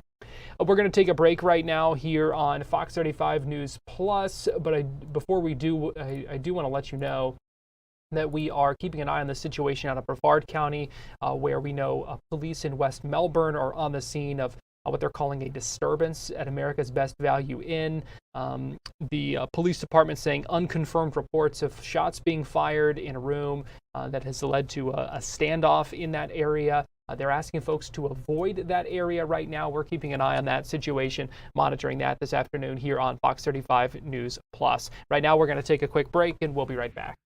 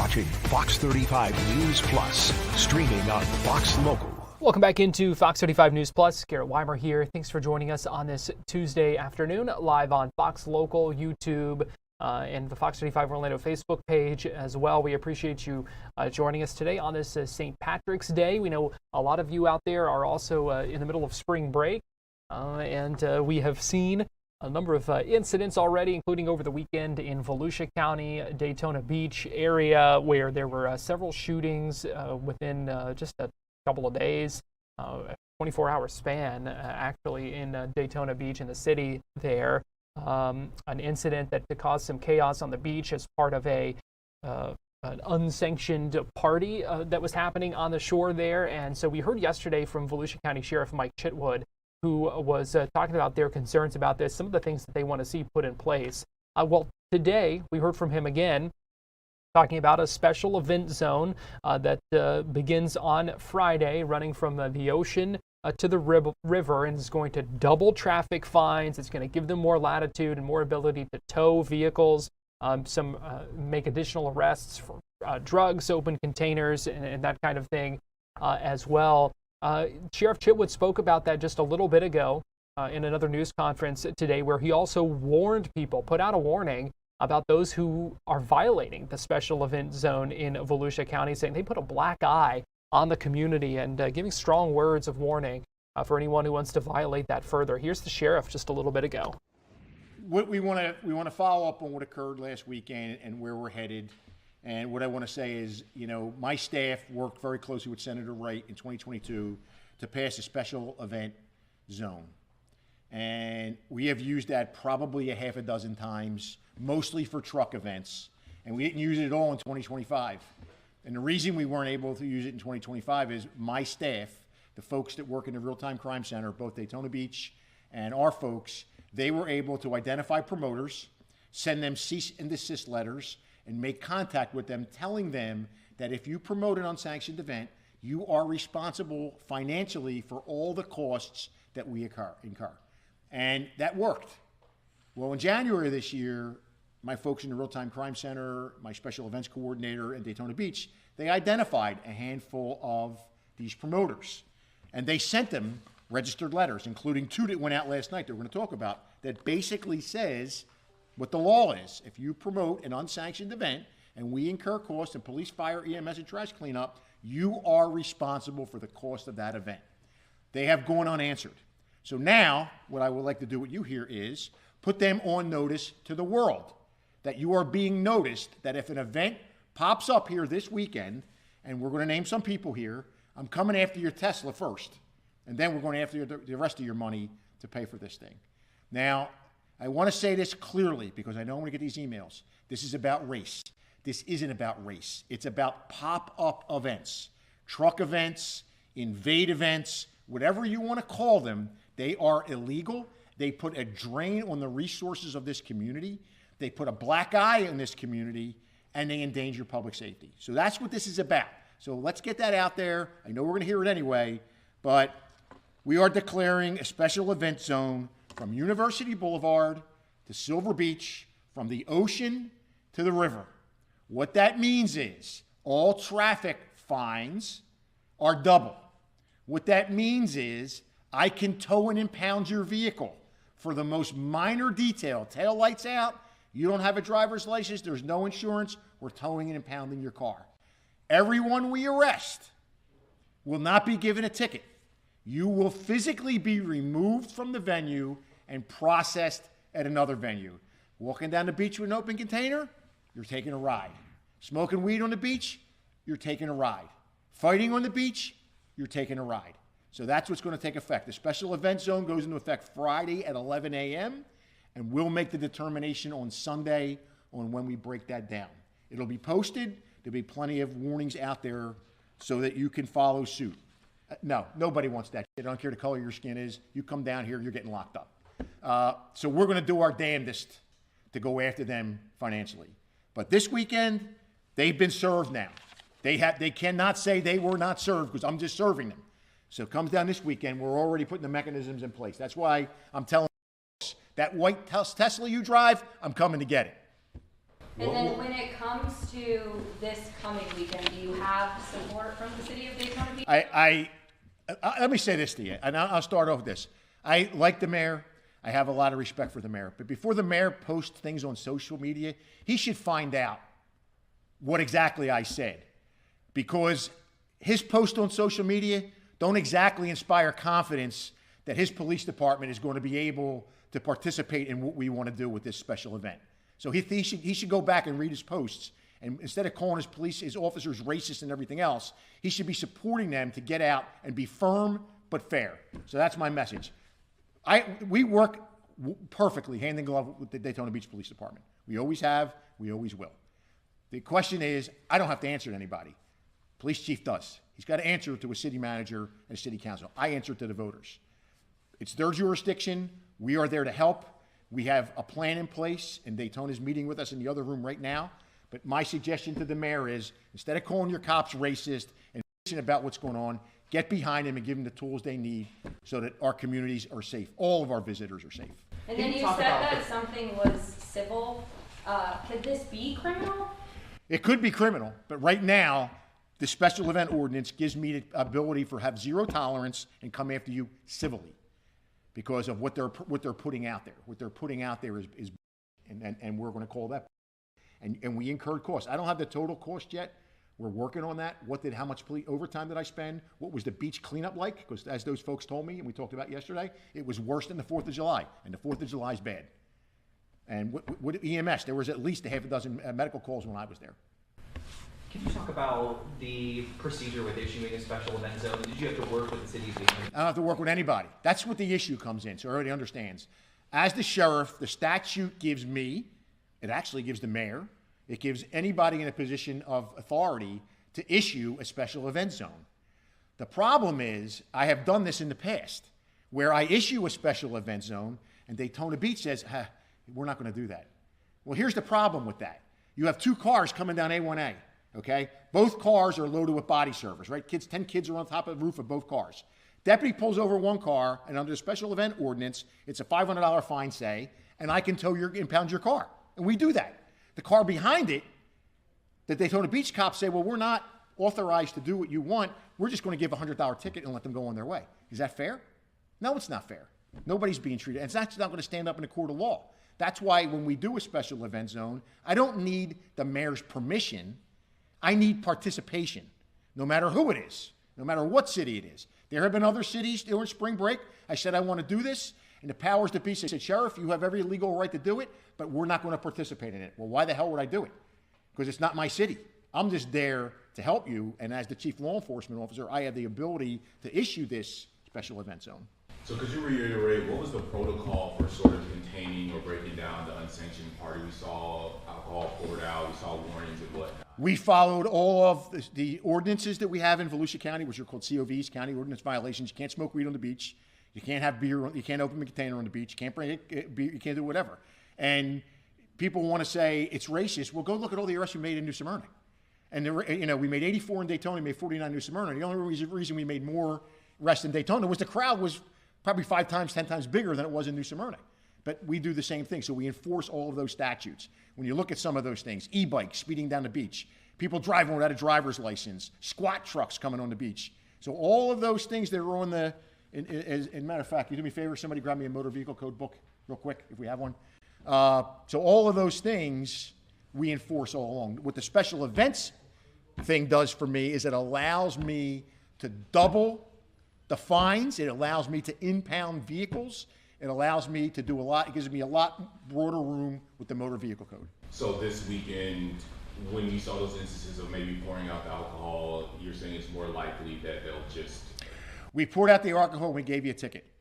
Okay? In some cases, again, it's officer discretion. Because there are people smoking weed. Went up and say, man, you're not allowed to smoke weed on the beach. Oh, I didn't know that. I'm from wherever. Man, put it out, and they were good. And again, I want to be fair here.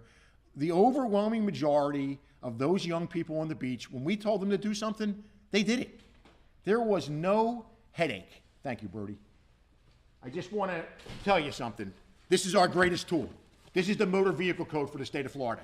You think if you come in here and act a fool, there ain't anything in there that we're not going to be able to use to make sure people comply, and that's what we're going to use. We're going to use every tool we have to make sure this is not welcomed. We don't want you here. You bring zero financial benefit in there.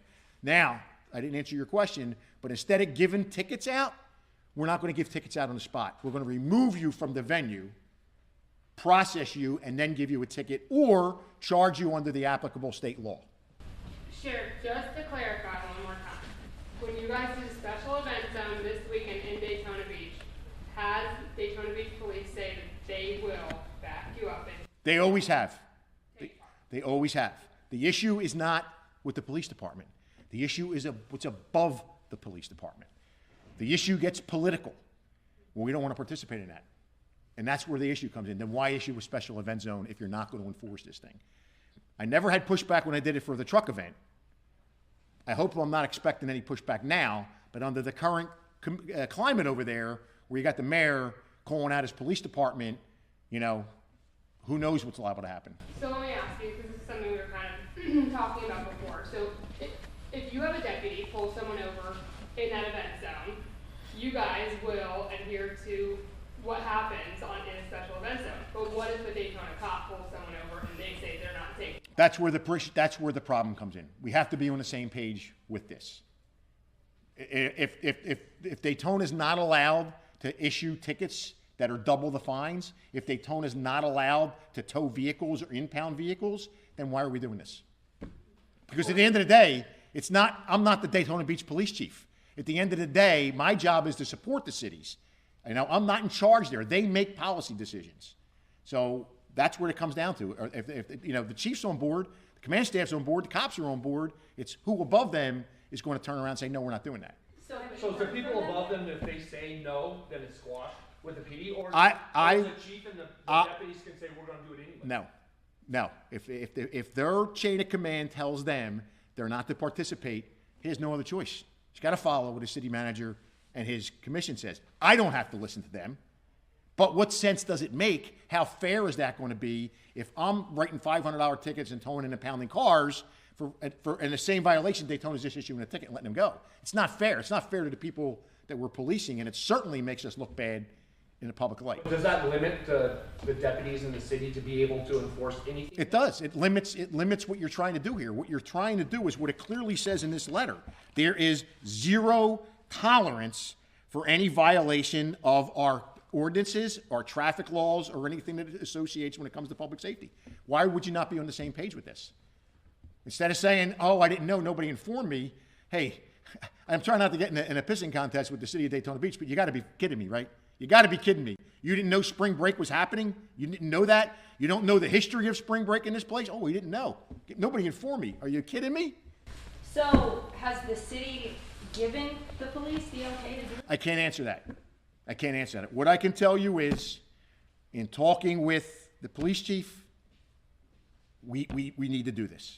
Okay? It's not a magic bullet here. It's another tool in the toolbox to set the tone that we're going to have zero tolerance. We want people to know it's actually paying compliance. If you come here, which a lot of those kids did, I mean, I cannot tell you the number of pictures I took with Volusia County high school students on the beach and on A1A.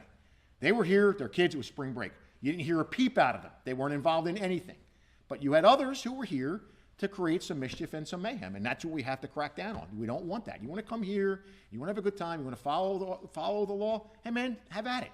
But if you're going to come here and you're going to create the disruptions, you're going to stampede people, you know, with the smashing of the water bottles or just doing it to create content. That's what the issue is here. It's all about social media and clicks and likes. So you create an issue, and then, oh, look how crazy it was down there. Well, he's not in here now. One of the folks that was on the roof of the Hilton was up there like, there's no gunshots. I don't know why everybody's running. And I tell you, hey, the crowd's making its way toward you guys who are north of this location. I don't know why they're running. We're not hearing anything. We're not seeing anything. But they're filming it and posting all this other crazy. Sheriff, when you were flipping through those slides, how big is this network of people who want to see this happen, essentially? What's the scope of it? I think it's pretty big. I think it's that under 30 crowd that see influencing as a way of making money. So we'll give you an example. She can turn around and say she has 11,000 people following her on this Invade Daytona or Spring Break in Daytona. So she'll go to a club, a nightclub, or go wherever, say, look what I did. Look at these videos. So hire me as your promoter. People follow me. It's good for your business, and it's good for me. So that's what happens here. Same thing with a truck event. I mean, we had a 17-year-old a couple of years ago in his mother's garage was promoting a takeover event in Daytona Beach for trucks. And we had to go up there and talk to his mother and father and say, listen, here's the law. Even though he's 17, he lives under your roof. If this comes in here and what he's doing, we're seeing his traction on social media, this is a nice house. We're coming to get it. So what's the process in preparing for this weekend then?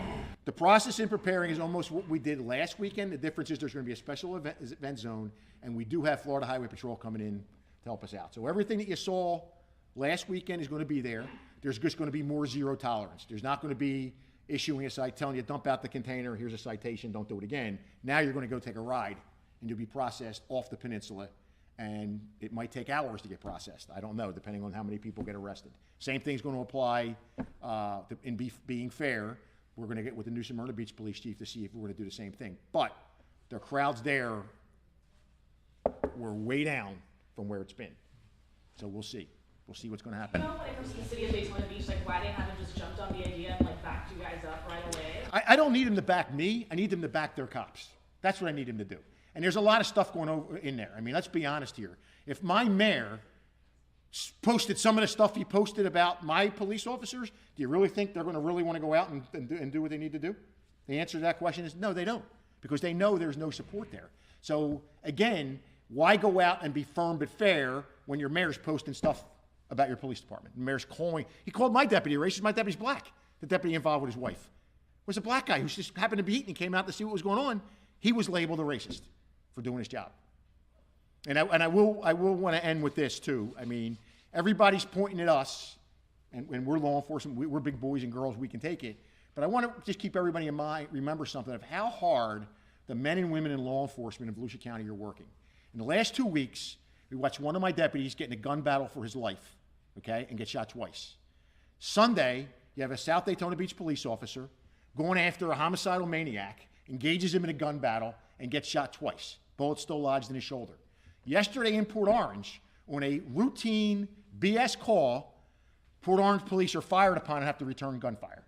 So, you know, when I hear all this stuff about how we're bad people and we're racist and we're over-policing communities, I think you need to get your head out of here. We're not perfect. We hire from the human race, but I think the chiefs and the sheriff in this county and most of the cops in this place, they don't want bad people working for them. But when you're a leader and you take the social media and you put out the stuff that you're putting out about your police department, that affects all of us. And I don't care how you backtrack that. And that's why I tell people elections matter. Every election matters because we have defunders in drag that are, it's popular right now, way back to cops, but they're waiting for that crack in the daylight where they're going to show you what their real true colors are about. And we're seeing that in Daytona Beach. Strong words from Volusia County Sheriff Mike Chitwood talking about these unsanctioned events. Meanwhile, let me give you a live look right now in Orange County. This is in unincorporated Apopka, so near Apopka, Palmetto Ridge Circle. We are seeing an active police scene out there. You're seeing the crime scene tape up in this neighborhood. Still a lot of questions about what exactly happened. We have learned from the Orange County Fire Rescue Department that they have transported one patient to Orlando Regional Medical Center as a trauma alert. That's all the details we have right now. We are keeping an eye on this scene. Again, Palmetto Ridge Circle near Apopka in Orange County. We're going to take a break right now here on Fox 35 News Plus, but we'll be right back.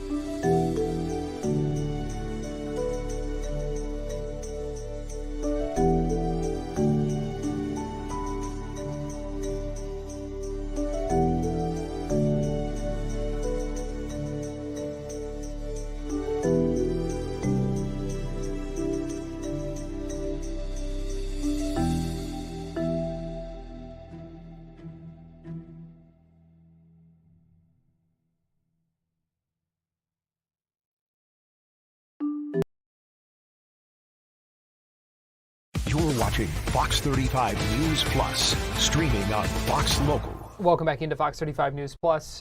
Garrett Weimer here, and we are continuing to track this developing story out of the Apopka area in Orange County, Palmetto Ridge Circle, where you can see a number of deputies on the scene. We know someone was taken to the hospital with a trauma alert. Still a lot of questions about what happened here, but you can see an active police scene there, so we are monitoring that right now. Also want to give you an update here because just in the last little bit, we got word from the Pulk County Sheriff's Office about a law enforcement and military escort for the body of Captain Cody Cork. He is the Pulk County native who is one of the service members killed in Kuwait in a retaliatory strike following the beginning of Operation Epic Fury. So Cody Cork going to be returning home to Polk County sometime after 1 o'clock tomorrow afternoon. The Polk County Sheriff's Office and a number of other agencies are going to be able to escort Captain Cork's remains from the Lakeland Linder International Airport to Oak Ridge Funeral Home in Winter Haven. You see the route there that they are going to take. They're letting folks know that traffic is going to be stopped, could be congested as well. It's going to take about 2 hours for this procession from the airport to the funeral home. So about 2 hours there that things are going to be kind of shut down for this. They are thanking everyone in advance for their patience and their respect.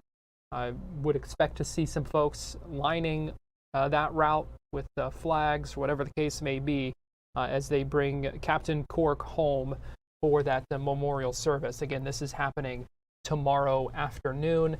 Just getting this route and some of these details now from the Polk County Sheriff's Office as they talk about that. And we'll expect more coverage on that coming up tomorrow. Another thing we are looking ahead to that's happening tomorrow, and that is the demolition of the Pulse nightclub site in Orlando. We streamed it last week as that sign came down, the sign outside the building, but now the building itself is going to be coming down, and that's a process that's going to continue tomorrow. It's going to take about 3 hours, or is expected to take about 3 hours. They'll start by doing some watering of the building in the morning to kind of mitigate and reduce the amount of dust that might come down as they take down that building. That work expected to begin around 9 o'clock in the morning, and all of this, of course, to make way for a permanent memorial to those 49 people who were killed in that shooting nearly 10 years ago, and the dozens of others who were injured at the nightclub that night. We did catch up with Orlando Mayor Buddy Dyer, who spoke with the reporters earlier today about this process and what happens next. All right, I want to thank all of you for coming today.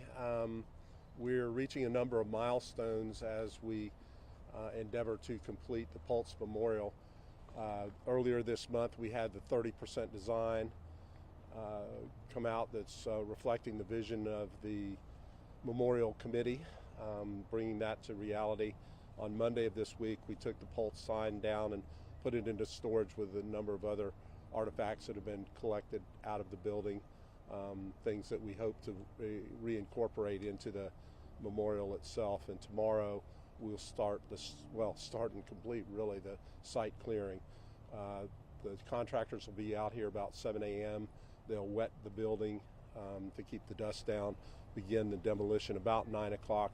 Will probably be complete somewhere around noon, and then over the course of the next few weeks do the clearing of the debris. So we think this is a big milestone. We continue to be on track to go to complete the design in early fall of this year and begin construction, and then be complete with the memorial itself in the summer of 27.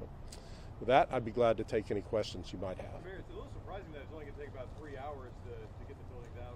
Why is it that it's going to be so quick, and what do you guys expect? It's a pretty easy demolition, really. It's not a big building, and it's block that you can take down with the equipment you see behind me, so they'll do it strategically and start from one corner and work. Now, there will be a pile of rubble that is left there that won't be cleared, but the actual demolition itself can be accomplished pretty quickly. And Mayor, I know the other day when we were taking down the sign, we got a lot of folks out here that were observers. What advice would you have for those folks, considering it's an active construction site? So to remain a safe distance away, don't try to get close to the site. Certainly we're happy if anybody wants to come and observe the demolition. We also know that there'll be a lot of people that are probably emotional about that. So we do have grief counseling available, and we'll ask people to seek that out if they think they need that. It's been almost 10 years since that night, but I can remember vividly everything that happened while I was here, and I'm sure that there are people that remember it even more vividly than I do. Mayor, it's been a long process to get to this point. I'm curious, what have you heard as kind of some of these milestones have been happening from the survivors and the families of the Pulk? I think the thing that I've heard most is people are appreciative of the Memorial Advisory Committee that we put together that was made up of people that had a direct tie to the Pulse tragedy. And we're being guided specifically by the conceptual design that they came with. Really, it's not a city-owned design, it's a Pulse survivor-owned design. Mayor, what's your message to the families that will be here tomorrow and will see things now moving and happening here at the Pulk site? Well, that we're making progress on the memorial. I'm sorry that it's taken 10 years to do that. The city's only been involved really the last 2 years, really a year and a half or so since we purchased the property, but we hope when we complete it, we know it won't bring complete closure, but we hope that it'll bring some peace of mind and give us a place that we can come and think about and remember the victims and give a place for the families to come and be at peace. Are we expecting the purple fence to be up until the memorial is done, or what can people expect after the building actually taken down? Yeah, I think the fence will be up until it is basically complete. I don't know what other milestones we'll have that we can let people come in and see things, but it is unlikely that we'll let people on an active construction site, safety things involved. So if any of our people are on site, you'll see them in vests and helmets and steel-toed boots. Mayor, we saw you here last week when the Pulse sign was removed. Now we're 24 hours from the building coming down. We watched you 10 years ago tell the world what had happened. How are you feeling in this past week and today as we are about to mark this milestone?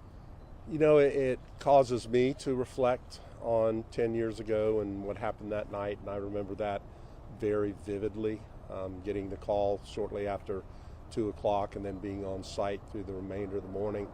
And I think the most reflective thing that I have was we didn't know how many people had initially been murdered. And we did the first press conference not knowing that. And when I came away from that first press conference, I was thinking we really need to figure out exactly what the damage has been done. And Heather Fagan, who's my chief of staff, was walking toward me looking pretty ashen and let me know that it was 49. And when we let the world know that, the seasoned veteran reporters, I could see just the stark surprise, I guess, on their faces as well. So that's one of the things I take away. But then just the sadness of it all, 49 lives extinguished that night for no reason at all.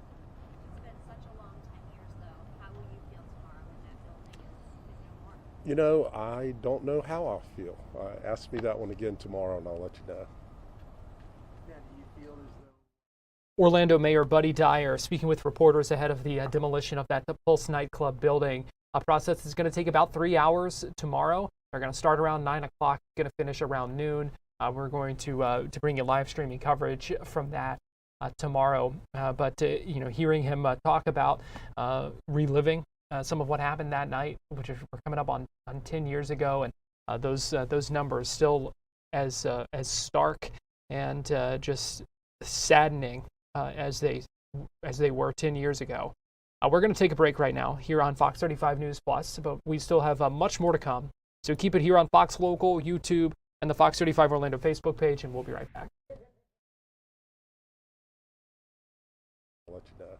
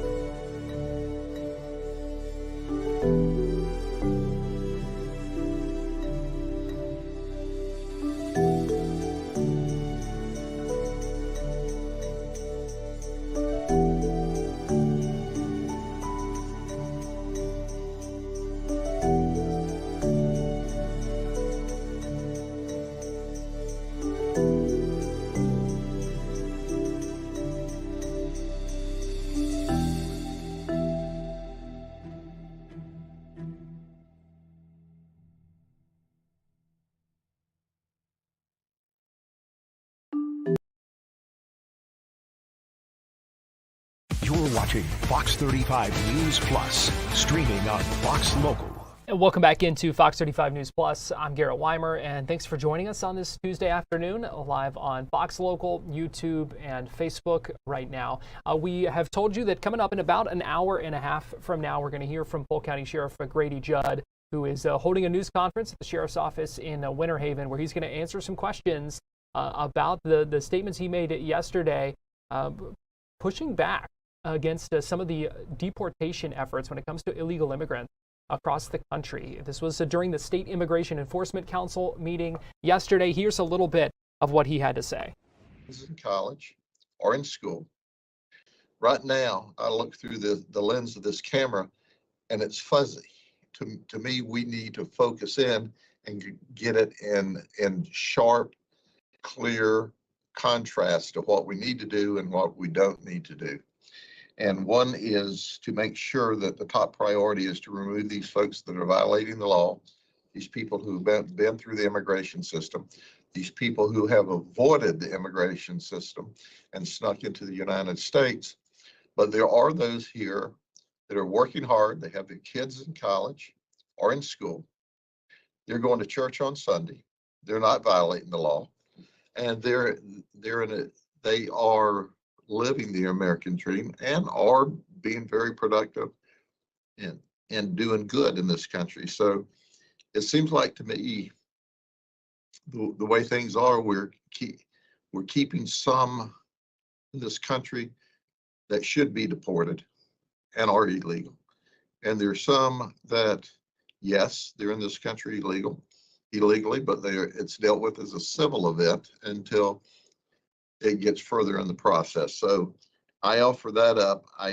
Obviously it's not something we control at the state level, and maybe this is just mental therapy for me, but it seems like it's appropriate for us as a council to make recommendations how we can be more laser focused on those that help in this country, and they need to be fined if they're here illegally. So maybe there needs to be a path for them. And the ones that are a problem here and illegally, they need to go to the top of the list with those that are here illegally. Sheriff Grady Judd yesterday, some comments that were echoed by some other sheriffs as well, part of that council, talking about the need to focus on illegal immigrants who have a criminal history rather than others. I want to bring in now Liv Caputo, who's an immigration reporter with the Florida Phoenix. It's been covering this issue and covering this story, and joins us live now this afternoon here on Fox 35 News Plus. And Liv, we appreciate your time. Thanks for joining us today. Thanks so much for having me. I appreciate it. So first, just to put us into context for us, how surprising it was to hear some of these remarks from these sheriffs in this council meeting yesterday. It's very surprising. These are a bunch of Republican sheriffs, Republican police chiefs, headed up by Grady Judd, who is one of Governor Ron DeSantis's favorite sheriffs. DeSantis has called him America's sheriff. They frequently do press events together. To see Judd and these other sheriffs, all appointed by Republican leaders in Florida, say, you know what, maybe we shouldn't deport all of the undocumented immigrants, just the ones who are committing additional crimes, violent crimes. This is a huge departure from what Florida Republicans specifically have been saying for months, if not years. And what has led to this? What did we hear from some of the sheriffs talking about this, where this is coming from? Yeah, I mean, they talked about being on the ground. They said, looking these folks in the eyes and saying, yeah, maybe they came here inappropriately, but they came here inappropriately, quote, to seek a better life. And they talk about, you know what, we need to focus on deporting the ones who are committing dangerous crimes. Sheriff Judd said, we have more than 2 lifetimes worth of criminals to handle and deal with. We need to take away from that list some of the people who aren't committing crimes. So they're saying, we've got all this work to do.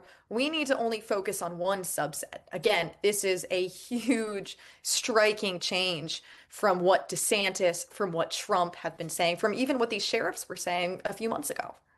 And they acknowledged that, this is not necessarily their purview, but they are taking action. Talk to us about that. Yeah, so Sheriff Judd and Sheriff Bob Galtieri from Pinellas County, they discussed drafting a letter to President Trump, to the U.S. House Speaker, and to the Senate Majority Leader saying, hey, let's focus only on the undocumented immigrants who are committing additional crimes. Stop targeting these other ones who are maybe living a life, not committing any additional crimes, contributing to society. They say maybe we create a path to citizenship for them. Maybe still fine them, make them learn English, make them go put their kids in schools. Those were some of the suggestions. But overall, leave them be. That's the change they're hoping to create. And we have seen reporting from the federal level that the White House has kind of messaged to House Republicans running in the midterms, kind of telling them to stop talking about mass deportations. So this is an issue that may be kind of in flux, really across the country when it comes to how this issue is playing out. That's interesting too, yeah, because President Trump is quietly behind closed doors saying, hey, maybe we shouldn't talk about mass deportations. It's not really popular with most of America saying we're going to deport all people here illegally. So there's that portion. And then Sheriff Judd even said that an unnamed Florida cabinet member had actually spoken with the president about, quote, this type of immigrant, as in the undocumented immigrant who hadn't committed additional crimes, and that the president was, quote, not anti that conversation. So we started to see a shift at the federal level quietly. Now we're seeing among Florida Republican law enforcement, we're seeing that shift reflected in them. I wonder how far that shift is going to go overall in Florida. And so we heard from a number of sheriffs speaking in this meeting yesterday, kind of echoing some of those sentiments, but not everyone agrees. I know, spoke with the Jacksonville sheriff today. Yeah, the Jacksonville sheriff, TK Waters, is not on board. He is saying, you know what? No, I do support President Trump's mass deportations. This falls in line with Governor Ron DeSantis, falls in line with Attorney General James Uthmeier, who just said this morning, you know what? I wouldn't support any sort of letter. So TK Waters is he's a member of this council, and he is the only one so far who's saying, wait, hold on, guys, I don't agree with you. I agree with what we were originally saying, which is anyone who is here illegally, whether or not they've committed additional crimes, violent or not, they all need to be deported. He is the only one so far, at least, that has come out and disagreed with the other 7 sheriffs. So where do things go from here, Liv? That's a great question. We're going to see how other Republicans are kind of receiving this information and what they're planning to do about it. I wonder, are we going to start seeing maybe some weakening of laws? Are we going to start seeing more sheriffs and law enforcement maybe turn a blind eye towards undocumented immigrants in the state? It's really all so up in the air, and I'm really looking forward to seeing what Sheriff Judd's press conference says, and like you said, about an hour and a half. But we're up in the air. We're in uncharted waters here. We have an administration that says we are all about mass deportations. We don't care who you are. You're here illegally. You got to go. And then you have a faction of Republicans, a growing faction, saying, actually, we do kind of care what you do. We do kind of care what your criminality status is. So it's going to be interesting to see how much of the Republican Party starts to adopt that second mentality. Could this be a case of Republicans kind of overplaying their hand, or maybe just overestimating the appetite for some of this? What do you make of it? It might be overestimating the appetite for it. I think the idea of mass deportations was initially very appetizing in terms of, they would often say Biden's border crisis.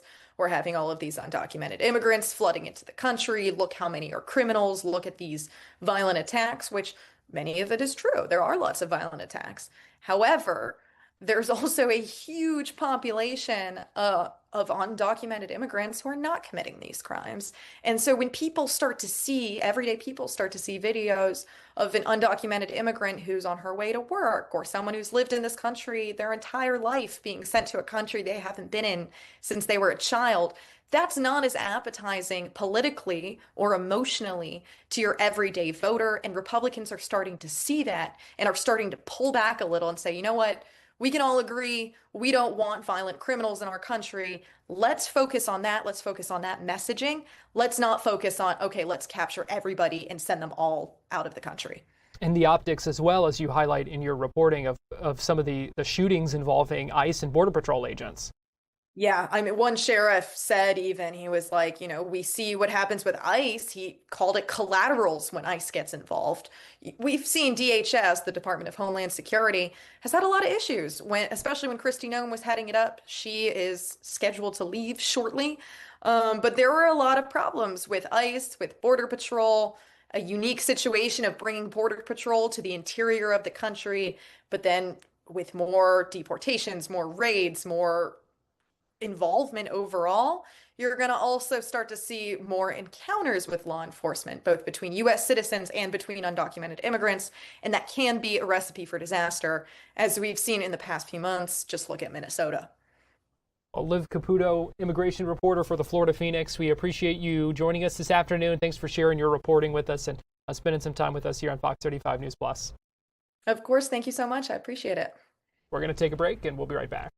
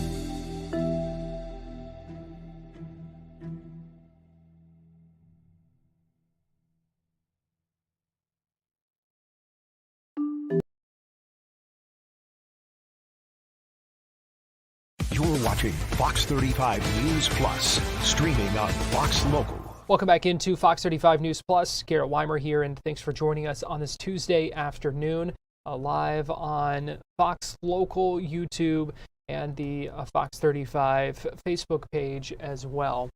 An execution set for 6 o'clock tonight at Florida State Prison near Stark. That's, again, set for 6 o'clock, and it's Michael King, who was convicted of the kidnap, rape, and killing of Amber Lee. She was a mother of two who was abducted from her home in Northport back in 2008.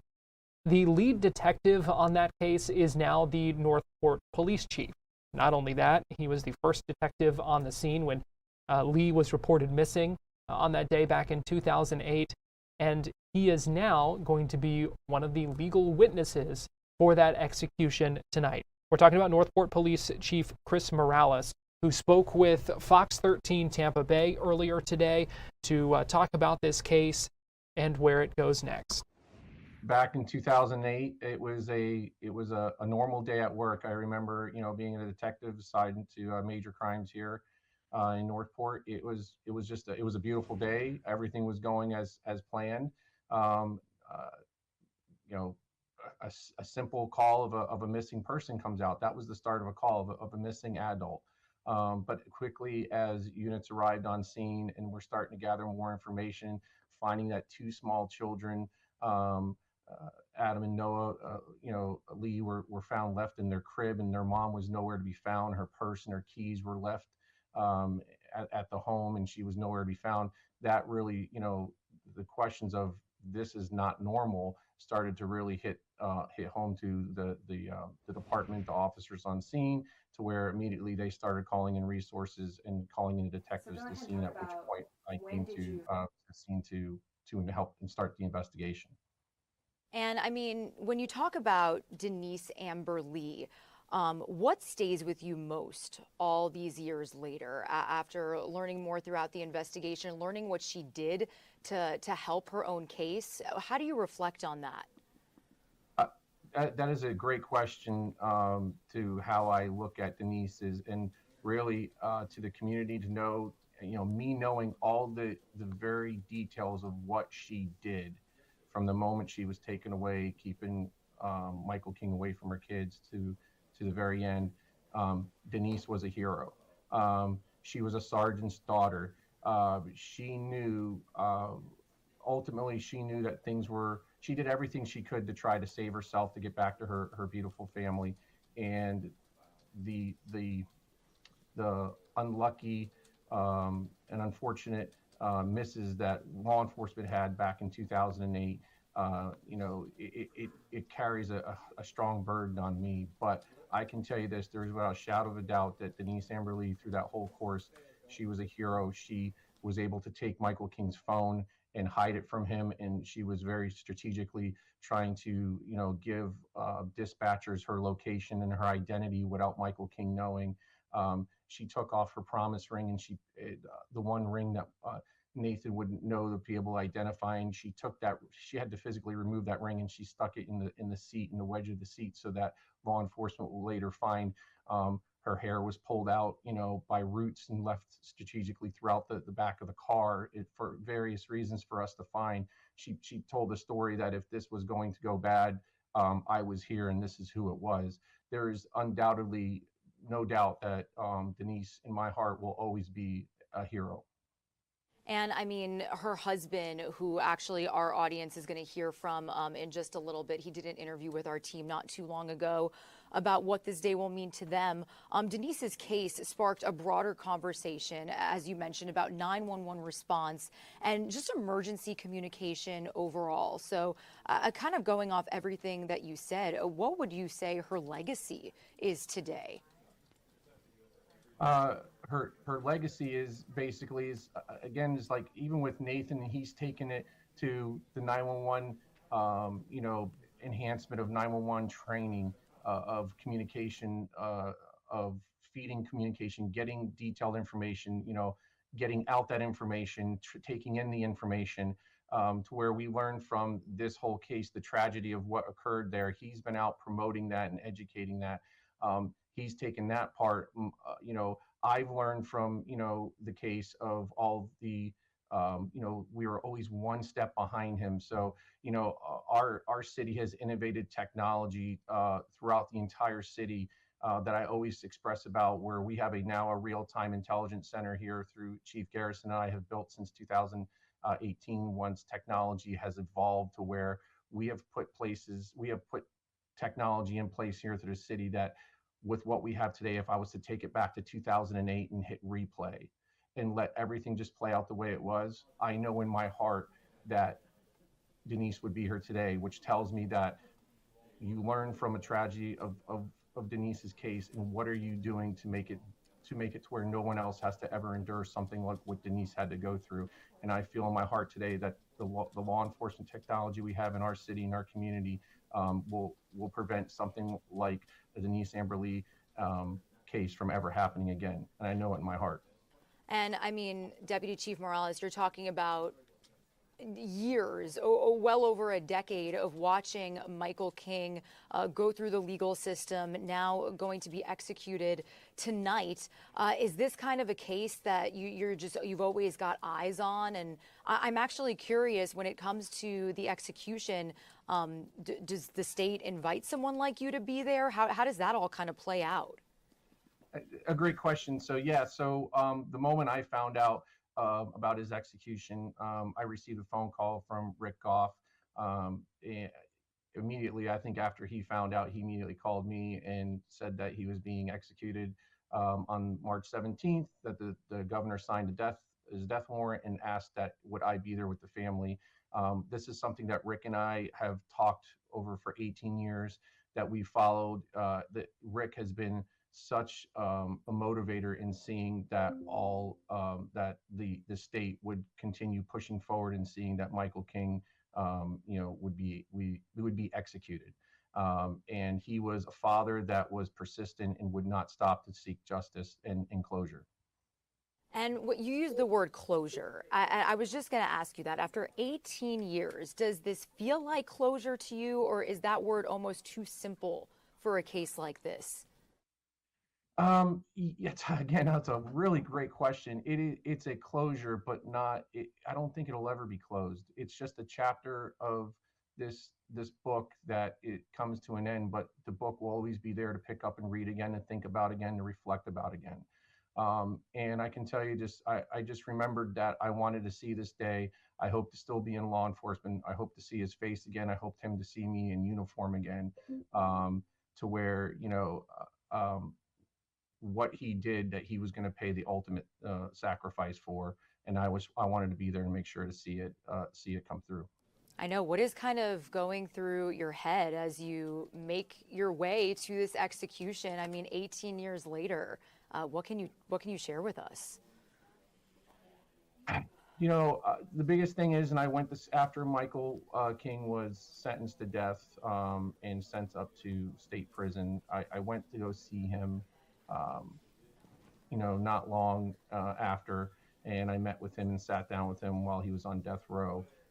And basically, in this case, the evidence was very compounding to him. Everything pointed him, and I think I had everything we could find in the investigation that he tried to hide so diligently and tactfully in that area where Denise was found. That the one piece of evidence that still bothers me, and it will continue to bother me to this day, is the murder weapon. I was able to find everything, but he made sure that murder weapon was nowhere near or was put in a place that would be very, very difficult for law enforcement or anyone to find. That's what bothers me. That's what keeps me thinking. That's what, if I had to ask him one more thing or talk to him one more time, I would say, you're going to see your maker before you go. What did you do with that gun? Where is it? Are you allowed? Forgive me, because I've never actually seen an execution play out. Is the family? Are there any last questions that are allowed to be asked? That's another great question. I don't know. I can tell you, I did request to try to speak with him before his execution, and respectfully, speaking with the warden and all that, the best thing to do was probably not to speak with him. And just, ultimately, we don't want any issues. We just want him to see the execution day. So trust me, I have, because it's always on my conscience. I wish I could, but I don't believe there is a time where you can speak to him. Okay, that's interesting to know. Chief Morales, any final words to the family? Anything else you want viewers to take away about this case from this conversation before we wrap this up? No, it's just a day of I think another part of healing for our community. Not just Northport, but Sarasota County, Charlotte County. There were so many communities involved in this, so many agencies involved in this, which led to this day. And I just can't thank enough the support of the community, the support of our local law enforcement brothers and sisters that took part in this case, to see to this final day that justice is being served to an amazing family, both the Lees and the Goss family. So I'm proud to be there next to the family on a day that's very, very important to them and our community. Well, we really thank you so much for sharing your perspective on all of this, especially when you're just about to get on the road. Northport Police Assistant Chief Chris Morales, thank you so much for being with us here on Fox 13 Plus, and we hope today does bring you some sort of closure. We really appreciate you coming on. Thank you for having me. Thank you very much. Interesting conversation there, and a reminder that execution set for 6 o'clock tonight at Florida State Prison. All right, now we're going to take a break here on Fox 35 News Plus, and we'll be right back.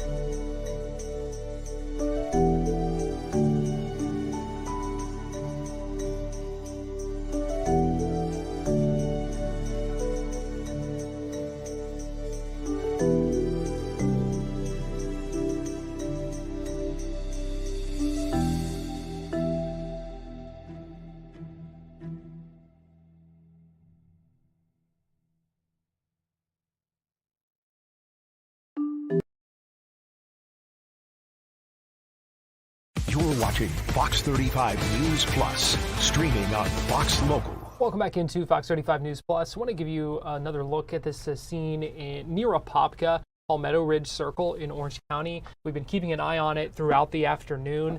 Still no details confirmed about what happened beyond the fact that Orange County Fire and Rescue says they have taken one person to the hospital with a trauma alert. So certainly does not sound like a good situation there. Again, law enforcement on the scene. You see a number of vehicles from the Orange County Sheriff's Office, a number of deputies on that scene right now. You see the crime scene tape. We're also looking at a blue SUV. You can see that it's in the middle of that crime scene tape as well. So a lot of questions right now about what happened. We're working to learn more about this, but I wanted to let you know we are continuing to monitor that situation near Apopka. Let me give you a live look right now, though, at Capitol Hill, where House Speaker Mike Johnson is speaking at this luncheon, Friends of Ireland luncheon, where the president is attending as well. Let's go ahead and listen in as House Speaker Mike Johnson speaks to the lawmakers and others in attendance right now. This enduring and eternal friendship. And now, without further ado, it's my honor to introduce our next speaker. It's a man who spent a lifetime working with the Irish, first to build skyscrapers and golf courses, and now trade deals and diplomatic ties. It is my great honor to host him here in the Congress every time he comes down the street. He is our great 45th and 47th President, Donald J. Trump.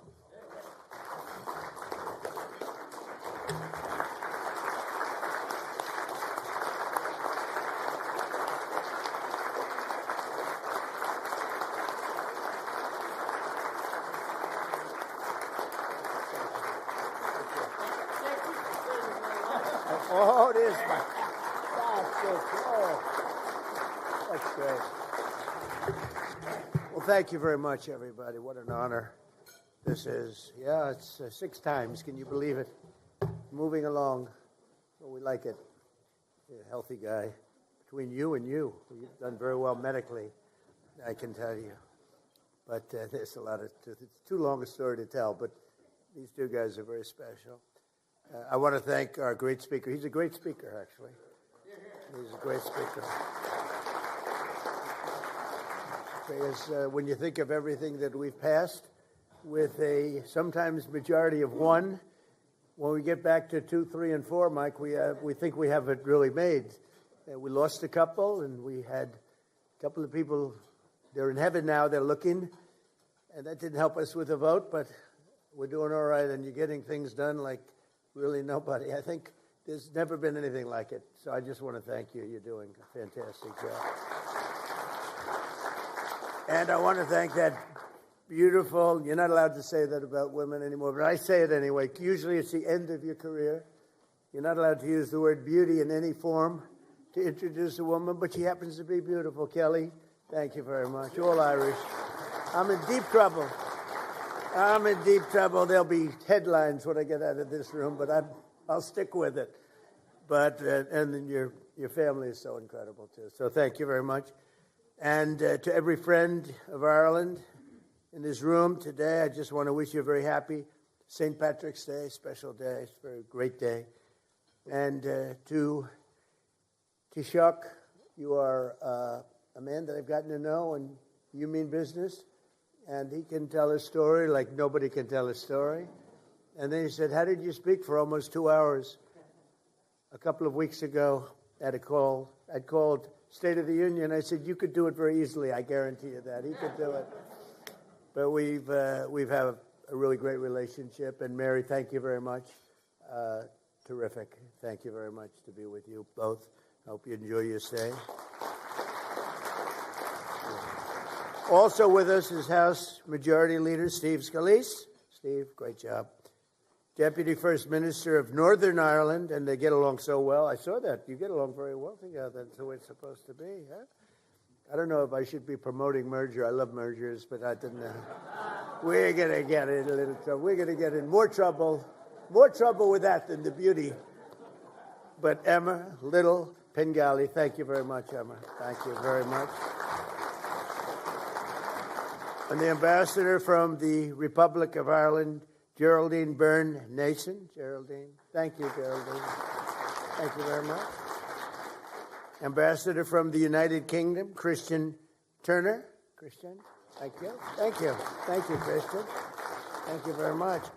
And the U.S. Ambassador to Ireland, a great golfer. This guy can play golf.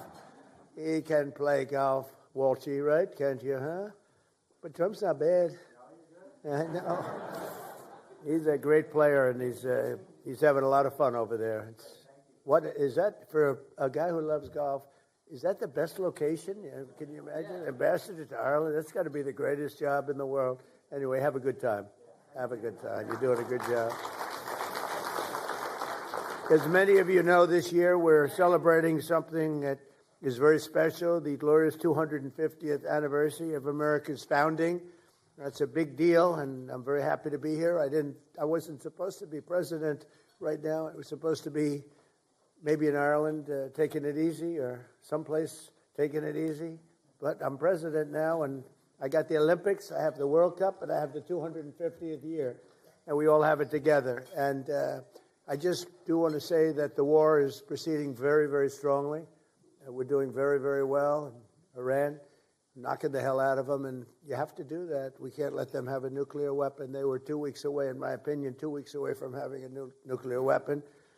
If those beautiful, magnificent machines, those B-2 bombers, if they didn't do their job 7 or 8 months ago, they would have had a nuclear weapon, and there would have been no talking to them, no talking at all. They would have used it very gladly, very happily, and you sort of see that by the fact that they were sending missiles, ballistic missiles, powerful missiles, to all of their neighbors, and for the most part, they were supposed to be somewhat friendly with their neighbors. They were going to blow the hell out of them, and that was going to be the Middle East, between Israel, the Middle East, and Europe would have been there, and we would have been there. There would have been no stopping, and we did a good job, and a lot of people appreciated it. A lot of presidents know they should have done it. It was 47 years of terror. Every time you see somebody with no legs, no arms, a face that's been really so badly damaged, so badly hurt, lives destroyed, 95% chance it came right out of Iran. They loved that bomb. They loved that bomb. And the father of that was, as you know, Soleimani, General Soleimani. And we got rid of him in my first term. And if we didn't get rid of him, I think it might have been a different story, because he was a bad guy, but he was a brilliant guy if you like to fight dirty. And he fought as dirty as you can. So we've done something that a lot of people said that other people should have done long before I got here. But it's my honor to do it. And we've had a very big day today. We knocked out things that nobody thought were possible to knock out. Today was a very big day already. As part of this great celebration, we also honor 250 years of cherished Irish-American friendship and 250 years of fierce, proud, tenacious Irish-American heritage. These are incredible people. Oh, I know so many Irish. They're difficult, though, you know. They're very difficult. And they're great politicians. You know, I was just told, right, that 23 American presidents have some Irish blood in them, right? Some a little bit, and some a lot, right? That's a pretty big number. I don't think and nobody else competes with that. But out of the 56 signers of our Declaration of Independence, 11 were patriots with roots in Ireland. Back in July 4th, 1776, it was a son of Ireland who actually printed that sacred document for the first time. Who knew that? And it was also an Irishman who first read its immortal words to the American public, proclaiming aloud that we are all made free and equal by the hand of our Creator and endowed by God with rights to life, liberty, and the pursuit of happiness. That came out of the blood of Ireland. The Irish did not come to America. They helped found America, the fact is, and they helped build America. And these are incredible people. I know them well. And with a little bit of Irish luck, they helped make America into the most exceptional nation the world has ever seen, and we're doing better. We had to do a little excursion, if you don't mind, a little excursion to take care of nuclear weaponry in the hands of maniacs.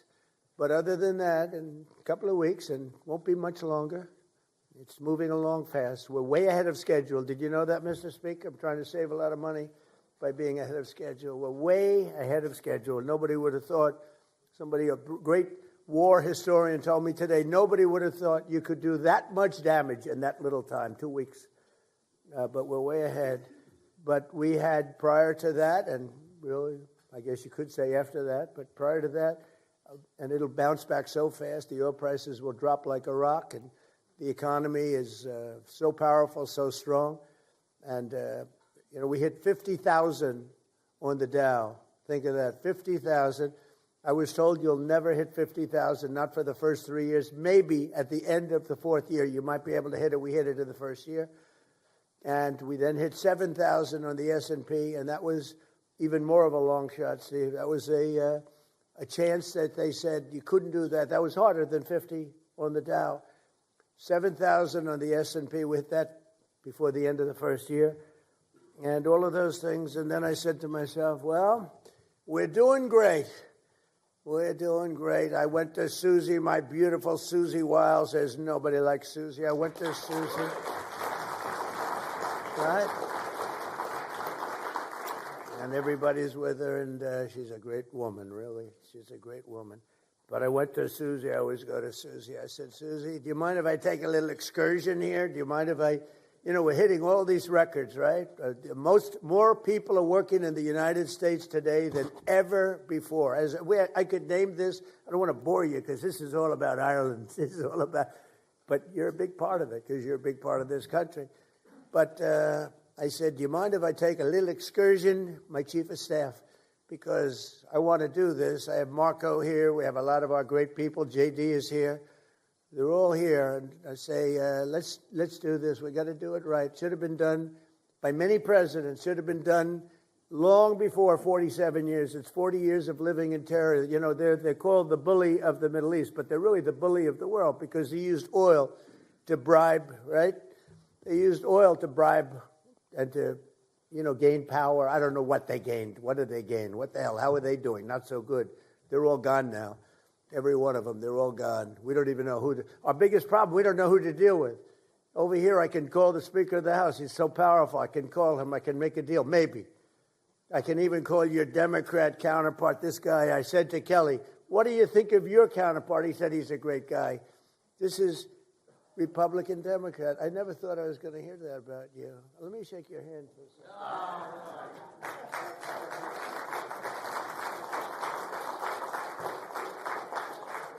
When Kelly tells me that, I said, that's the way it used to be.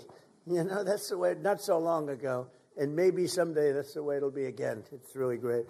But I said, do you mind if I take a little excursion?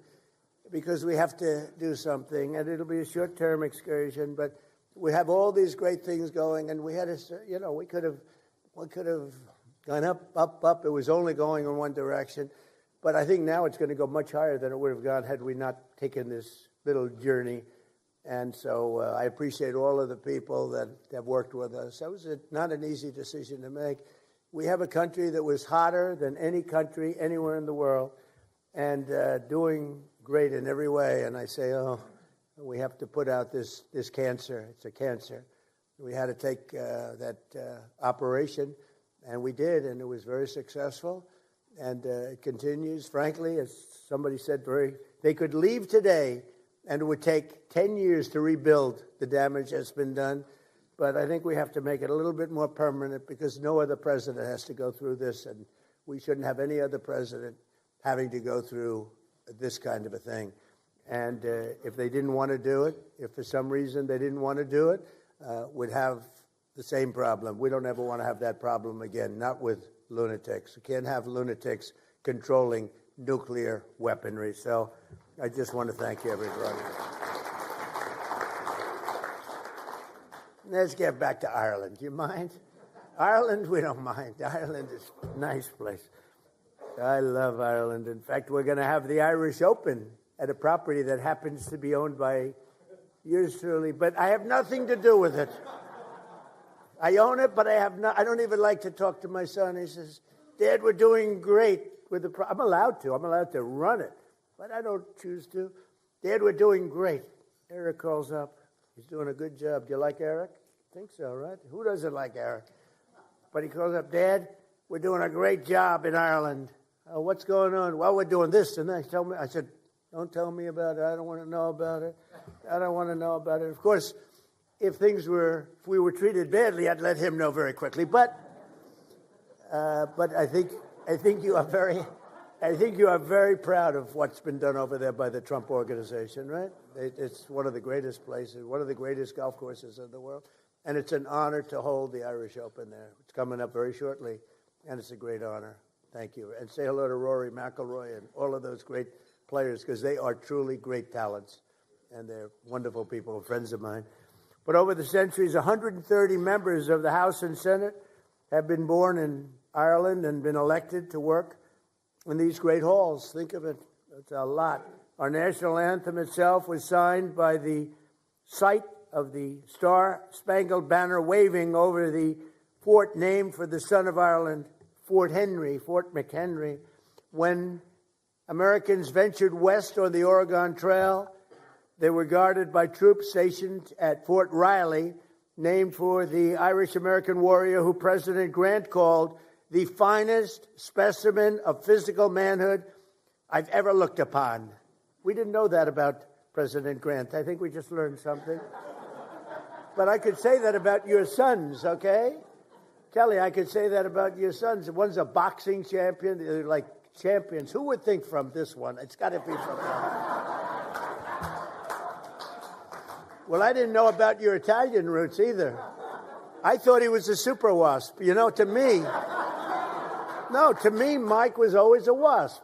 Now I learned that this is serious Italian stuff, right? Well, that'll be good for you, I think. You know, his image has changed a hell of a lot very quick. He's great.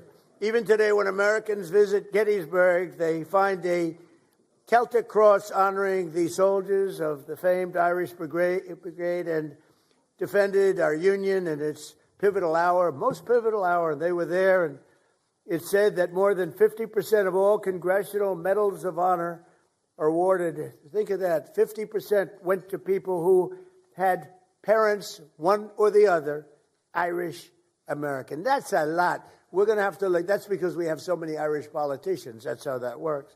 But we can't let that. We got to make some changes in that. That's too many. Don't you think, Kelly? I think.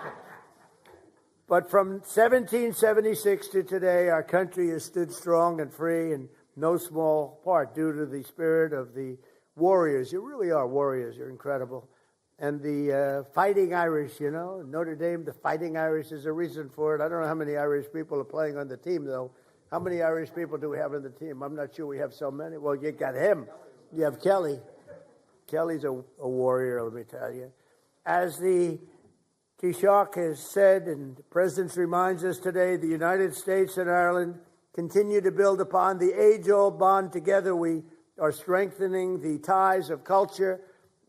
We have a tremendous deficit, by the way, I want to tell you right now. I looked at the numbers. You guys are much better business people than our past politicians. We have to talk about that deficit. Are we allowed to talk about that today? It's a substantial deficit. Okay, tomorrow. Okay, Walt said tomorrow. And cooperation that really does stretch back many, many generations. Under our leadership, as we speak, Irish companies are investing more than $6 billion into the United States, including $45 million in Pennsylvania, $70 million in Colorado, and over $100 million in New Mexico and Ohio. And I'm hopeful that we'll soon reach a deal to let American liquefied natural gas, and that'll bring down your deficits a lot. So I think you have to make this deal with us. We, got to do something. But these companies are going to be fueling your homes and factories and all of the other things. We have a lot of energy in this country. We have more than anybody. We have the most energy of any country in the world by far. So we want to sell a little of that to you. And the deficit will come down, down, down, and everybody's going to be happy. So you got to buy a lot of our stuff. But in this small and beautiful It's a beautiful room. I love this room. It's been a very warm room. I've had a good time. I have so many friends and so many relationships that I've gotten from this room, mostly from this event. But on this St. Patrick's Day, as we press ahead toward the opportunities that await, let us remember the beautiful words of St. Patrick himself. May the power of God preserve us. May the wisdom of God instruct us. May the hand of God protect us. May the way of God direct us. May the shield of God defend us. And may the host of God guard us. That's beautiful. Thank you. And today we add, may God bless the people of Ireland and may God bless the United States of America. And it's great to be with you. Thank you very much, everybody. Thank you. Thank you. Thank you very much. I'm happy for you. Thank you, Madam. Good to see you. Thank you. Thank you, everybody.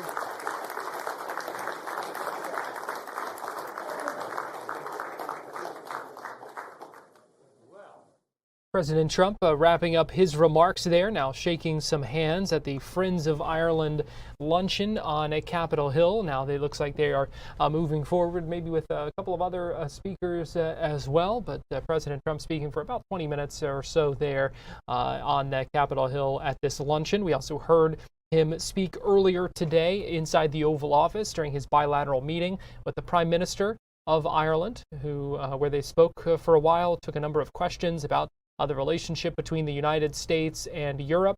And now that is the Prime Minister of Ireland who is getting a standing ovation there and getting ready to speak as well at this Friends of Ireland luncheon. We've got a few minutes here before we have to go to break, so let's go ahead and listen in to hear what he has to say. Representatives, ladies and gentlemen, thank you for welcoming me and Mary, of course, to Washington, D.C. to celebrate St. Patrick's Day. I'm delighted that I'm here today with, of course, the Deputy First Minister from Northern Ireland, Emma Little-Pengelly, and, of course, the Secretary of State for Northern Ireland, Hilary Benn, who is also with us. Mr. Speaker, I greatly appreciate your kind words and for hosting this lunch.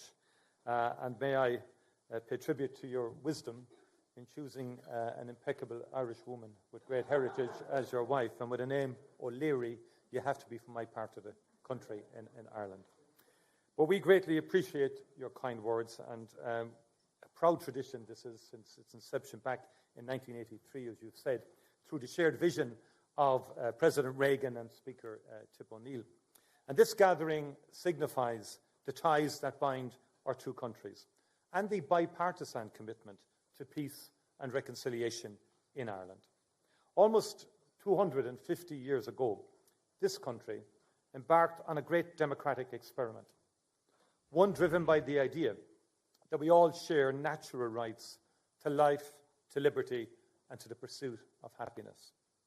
Those values were eloquently expressed in the Declaration of Independence, signed by three men born on the island of Ireland, and many others of Irish descent, and first printed by Irishman John Dunlap. Since the founding of the United States, Irish people have been at the beating heart of American democracy and civic life. As politicians, faith leaders, police officers, firefighters, nurses, community leaders, and construction workers, Irish people helped to build the American dream with tenacity and with courage. As all of us in this room know, courage comes in many forms. Mr. Speaker, today I am reminded of Margaret O'Herry, a woman born into deep poverty in County Leitrim in 1813, who found a better future in your own state of Louisiana. Through hard work and determination, Margaret overcame tragedy to set up a number of businesses. First a small dairy, and then a bakery, which grew to employ 40 people.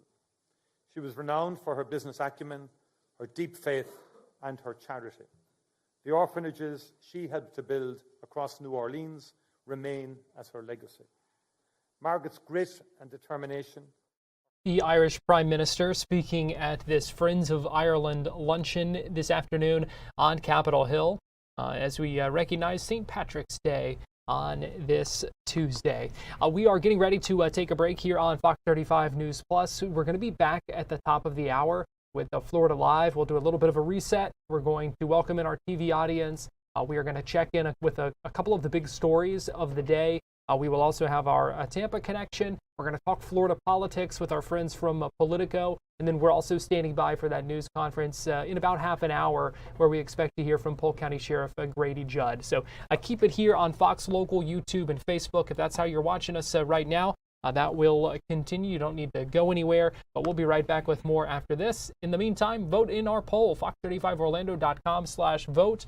Scan the QR code you see on your screen as well. Let us know how you are celebrating St. Patrick's Day. Looks like a good portion of you dressing in green.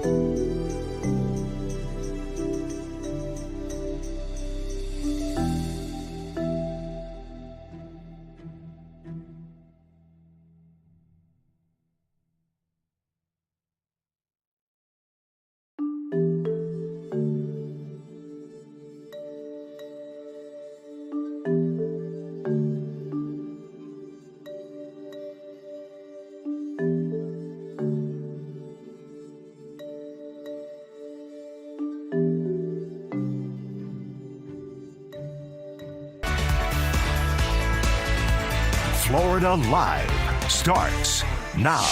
Good afternoon. Welcome into Florida Live. I'm Garrett Weimer, and thanks for joining us on this Tuesday afternoon live on Fox Local, YouTube, Facebook, and Fox 35. It's 2 o'clock. We appreciate you joining us. We've been live streaming for the last 3 hours here and have been tracking a lot of things over that time as well. So I want to let you know a couple of the things that we're still keeping an eye on this afternoon. Let me give you a live look right now. This is in unincorporated Apopka. It's a Palmetto Ridge Circle in Orange County, where we have seen a number of Orange County deputies on the scene throughout the day.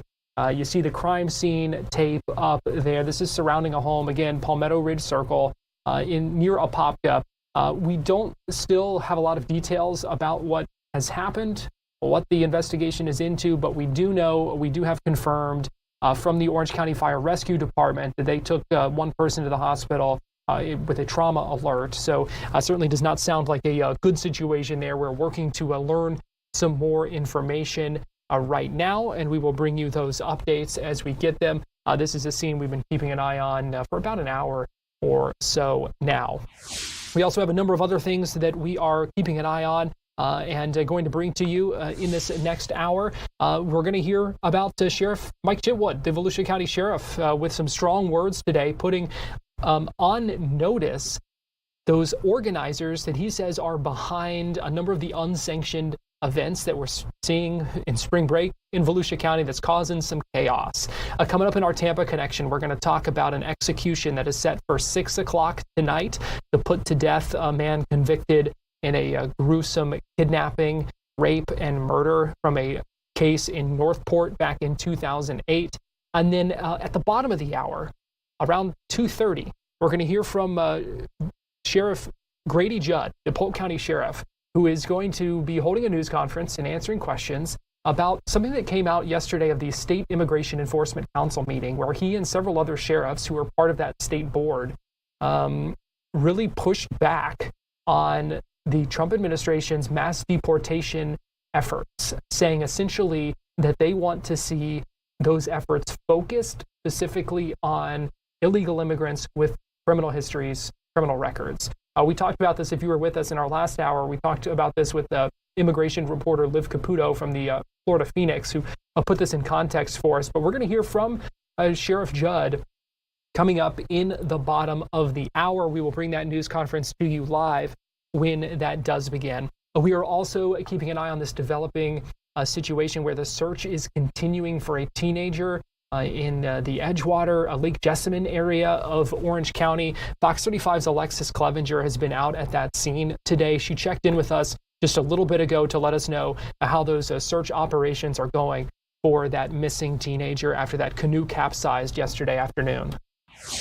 The search for a missing teen is entering another day here at Lake Jessamine. Right now, Marine units with the Orange County Sheriff's Office are out on the water actively searching for that teen. You can see that search teams have been focusing their efforts mainly toward the center of the lake, but we've also seen crews looking along the shoreline as well. Authorities say a canoe carrying 4 teens capsized Monday afternoon. 3 of the teens were rescued, but 1 is still unaccounted for. At this time, the Sheriff's Office has not released any other details on this recovery effort. Crews are going to continue to search here out on Lake Jessamine until further notice. Back to you, Garrett. That was Alexis checking in with us, and you can see just the size of that lake, close to 300 acres on that scene that they are searching. Give you a live look right now, Daytona Beach, from our Hard Rock Hotel camera. Things nice and calm out there. Beautiful but a chilly Tuesday afternoon. But we know spring break is well underway. We have heard strong words from Sheriff Chitwood in Volusia County for the second straight day today, where today he was calling out organizers of some of these unsanctioned events that he says are really causing problems in that area. I want to bring in Fox 35's Chris Lindsay, who joins us live now via Zoom. And Chris, I know you were at that news conference, heard from Sheriff Chitwood today. What was his message today, and what are they doing to make sure that we don't see more chaos as spring break moves forward? Well, his main message is there will be zero tolerance for anything, honestly, when it comes to criminal violations or ordinance violations here in Daytona Beach. So last week, there was an unauthorized party that happened on the shore in Daytona Beach, people gathering by the hundreds. This was promoted on social media, but they did not have the proper permitting to actually have it. This time, they're going to have a bunch of presents. They had that already last time, but now with the special event zone that'll be in the area, they're able to enforce stiffer penalties for traffic violations, for open containers. He said that there were people that were smoking marijuana on the shore. Last time at that event that you saw, they were handing out citations and in some cases just giving warnings. This time around, starting Friday at 11 and on, they will be taking anyone accused of those crimes straight to jail. He says that this is their effort to make sure that these takeovers, as they're called, don't continue to happen. At this press conference, he also took us through a few social media personalities who he believes are responsible for organizing these events. Now, we aren't showing these people's faces because they haven't been convicted or accused of a crime at this time, but he sent cease and desist orders to several people, letting them know if this does happen like it happened last weekend, then they will be liable for all of the resources needed to respond to such event, whether it be medical, whether it be canceled overtime, etc. So they're really doing anything they can to make sure that what happened this past weekend, in which over 100 people were arrested and 4 shootings occurred, doesn't happen this time around. So if they're cracking down this weekend to make sure something like that doesn't happen again, why wasn't something done the first time around? When we last spoke with the sheriff before today, he said that he was concerned with the lack of cooperation from the city of Daytona Beach and whether or not they would enforce such a special event zone. That seems to have been resolved. We just heard a few minutes ago from the Daytona Beach city manager that the city is in full support of this special event zone. Their officers will do what they can to make sure that this is actually enforced.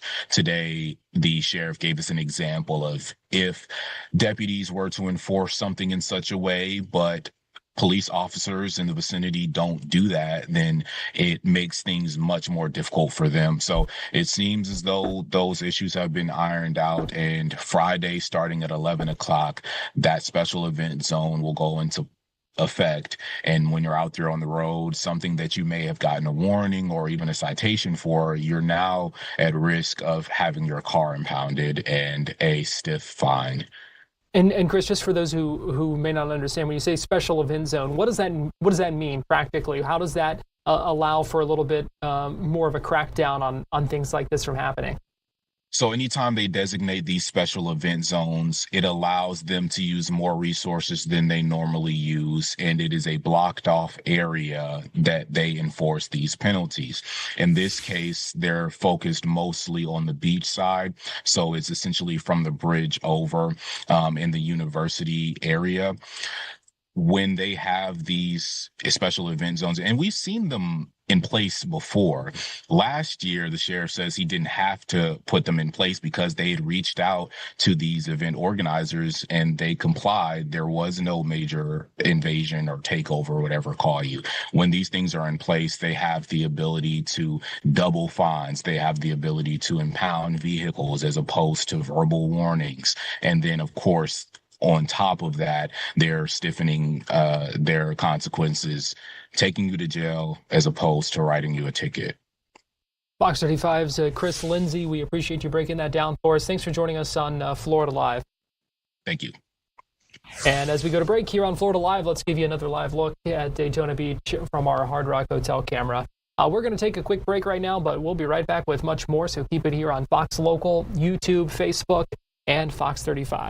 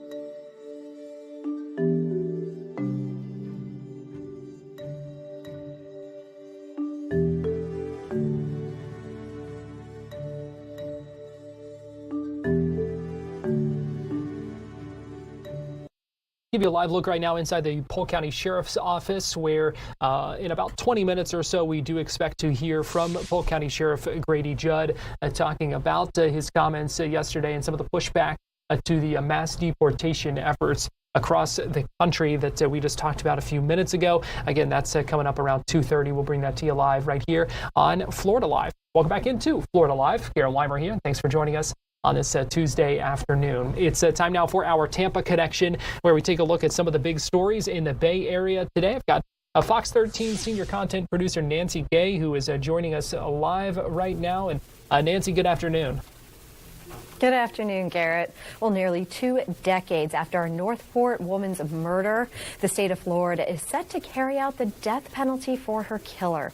Michael King is set to be executed tonight at 6 o'clock by lethal injection for the 2008 kidnapping and murder of Denise Lee.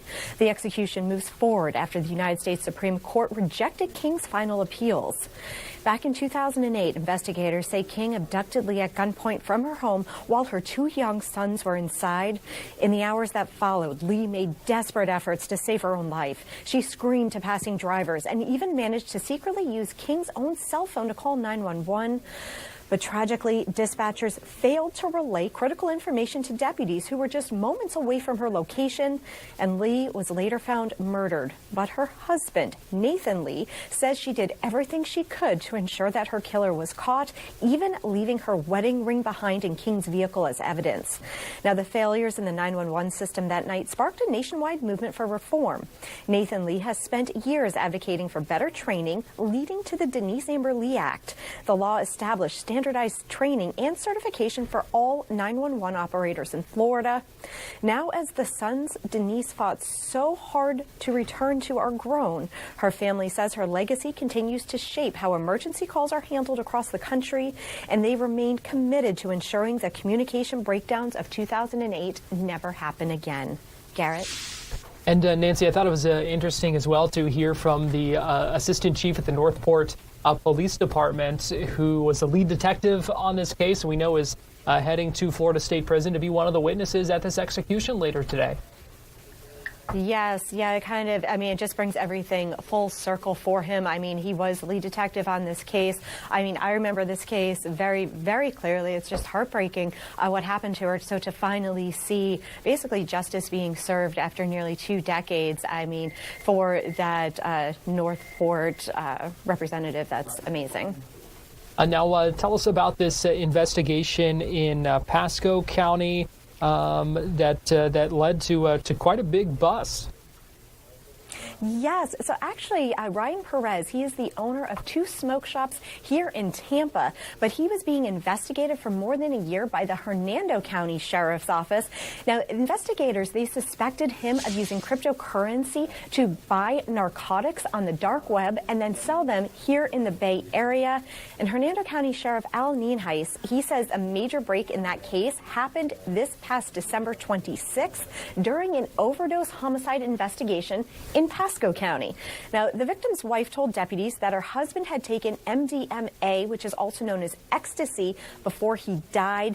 And she was also able to tell those investigators who sold him the drugs. Investigators say her tip allowed them to trace the drugs through a chain of 4 different suppliers, eventually leading them directly to Perez.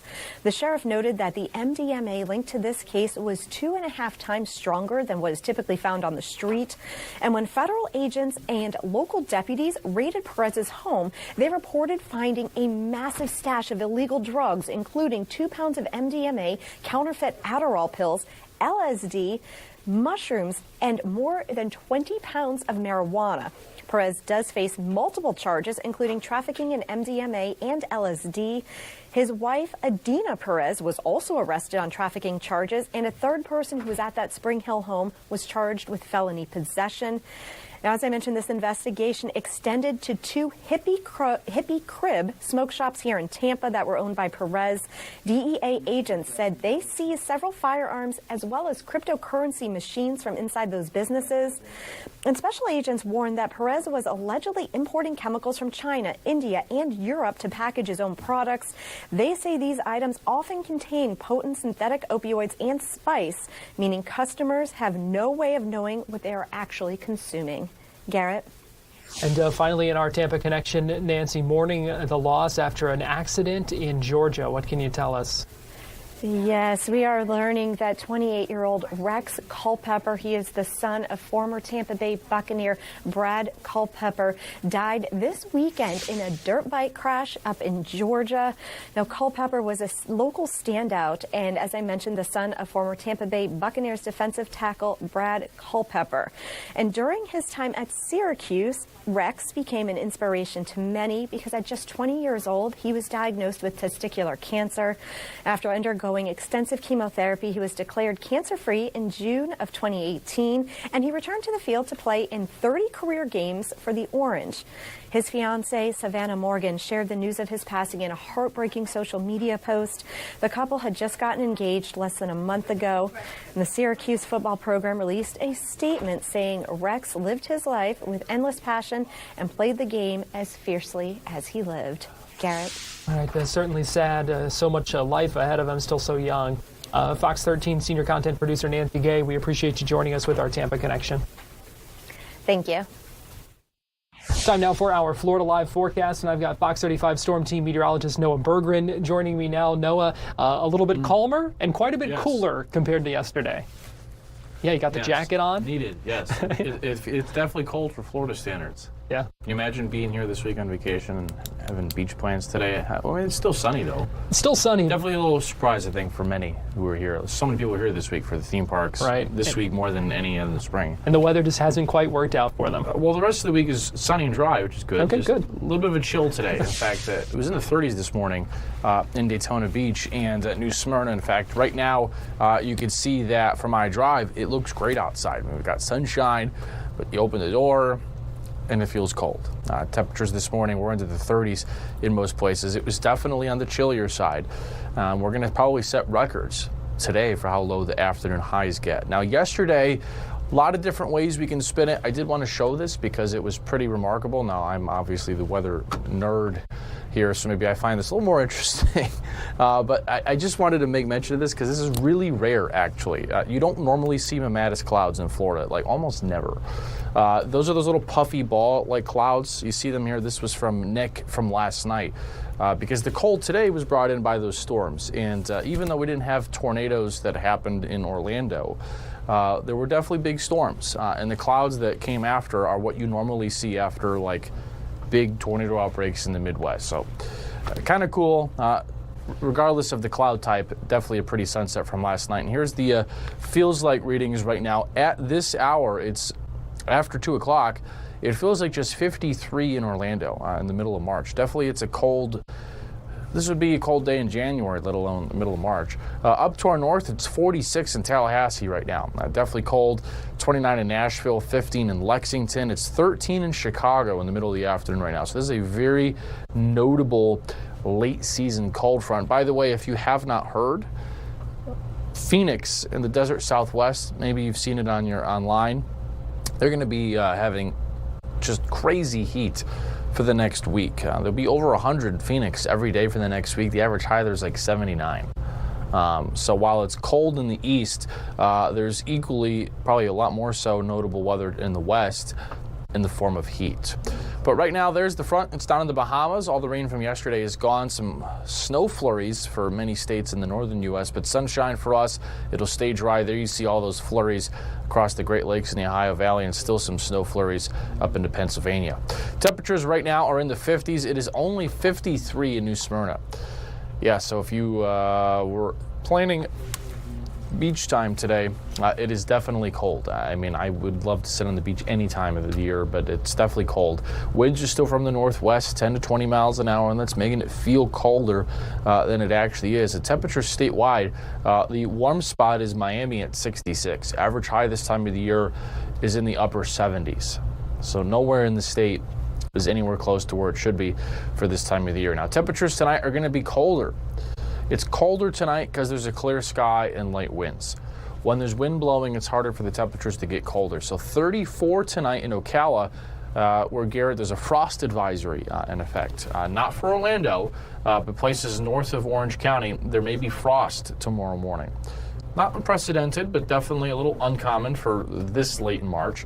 Temperatures, notice Tallahassee, are below freezing. So definitely an impactful freeze for parts of Florida. But generally, once you get past about the middle of March, these freezes get really, really uncommon.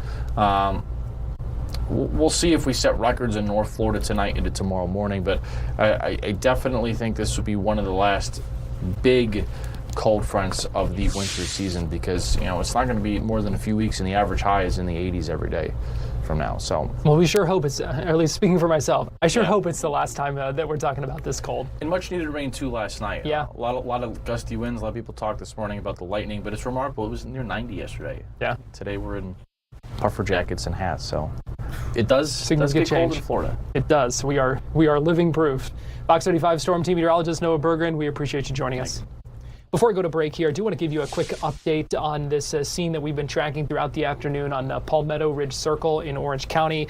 We do have confirmation now that the sheriff's office there was responding to a shooting. Happened around 11:30 this morning. They say there was a man in his 20s found shot, taken to the hospital in serious condition. The sheriff's office still calling this an active and ongoing investigation, and that is all we know right now. We're going to take a break here on Florida Live, and we'll be right back.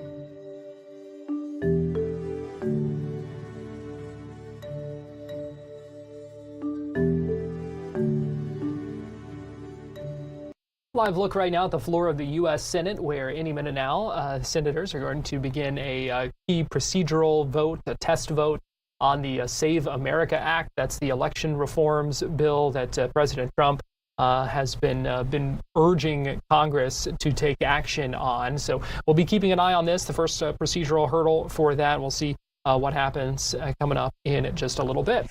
Welcome back into Florida Live. Garrett Weimer here, and thanks for joining us on this Tuesday afternoon. Let's talk a little Florida politics here, and I want to bring in Kimberly Leonard, who is a reporter with Politico. She is the author of the Florida Playbook newsletter that you get in your inbox every morning. And Kimberly, we appreciate you joining us every Tuesday here on Florida Live.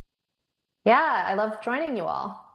Let's start by talking about a couple of interesting special elections that I know you've been keeping an eye on, including one in Trump's backyard that is raising some eyebrows. Yeah, coming up in just a week, and it's kind of gotten lost in all of the shuffle and hustle of everything going on in Tallahassee.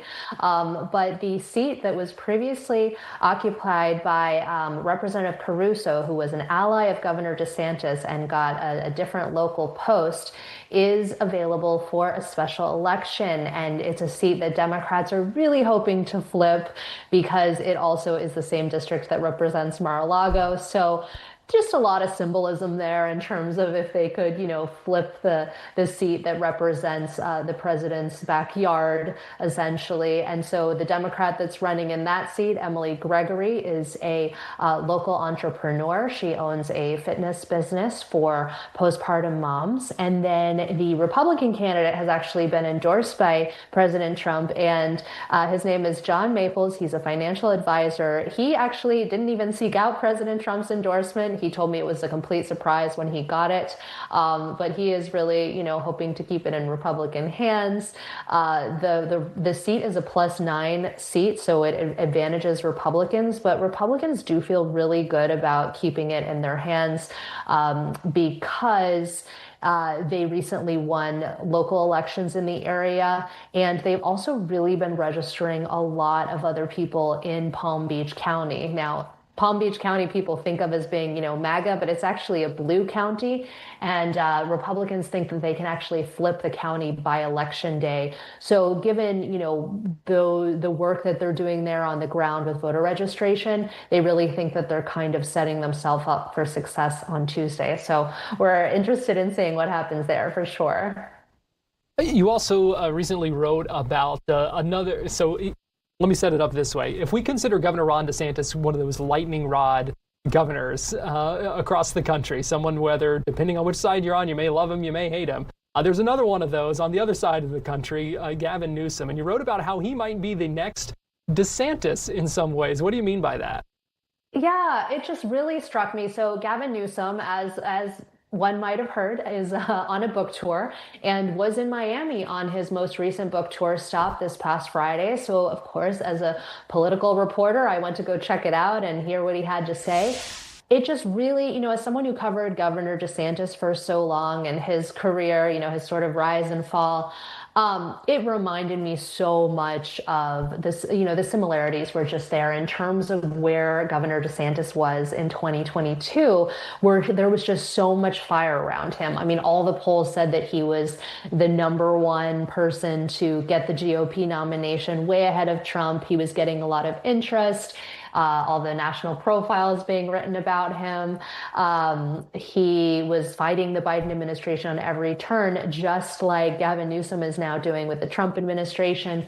Both of them have spouses who are, deeply invested in their husband's career. And in fact, Newsom's wife was the one who introduced him at the book signing last week. And so I just thought that was really interesting. And so I sort of wrote a playbook about how Governor DeSantis having peaked too soon might be instructive for Governor Newsom. Obviously, they're very different people. They are also very, very different politically, could not be on more opposite ends of the spectrum. And I had the opportunity to quickly ask Governor Newsom if he would debate Governor DeSantis ever again, because as you might recall, they debated on Fox News when Governor DeSantis was running for president, and Newsom said, "We're moving on." So I just thought that was really interesting. But yeah, I thought it was very instructive and just sort of brought me in a big flashback to what happened in the 2024 presidential race as we look ahead to 2028. Now let's talk about the governor's race here in Florida. We saw Orange County Mayor Jerry Dimmings come out this week with a long list of additional endorsements. And so I'm wondering what you make of that and whether things like that play any sort of role in elections nowadays. Well, I mean, I think obviously big names do play a really big role. and they can help with fundraising. You know, when donors see that big names support you and are behind you, that can really help. You know, I think Mayor Demings has been running a campaign, as we've talked about before on this program, that's very different from, you know, today's kind of tech-savvy, highly digital, very online world.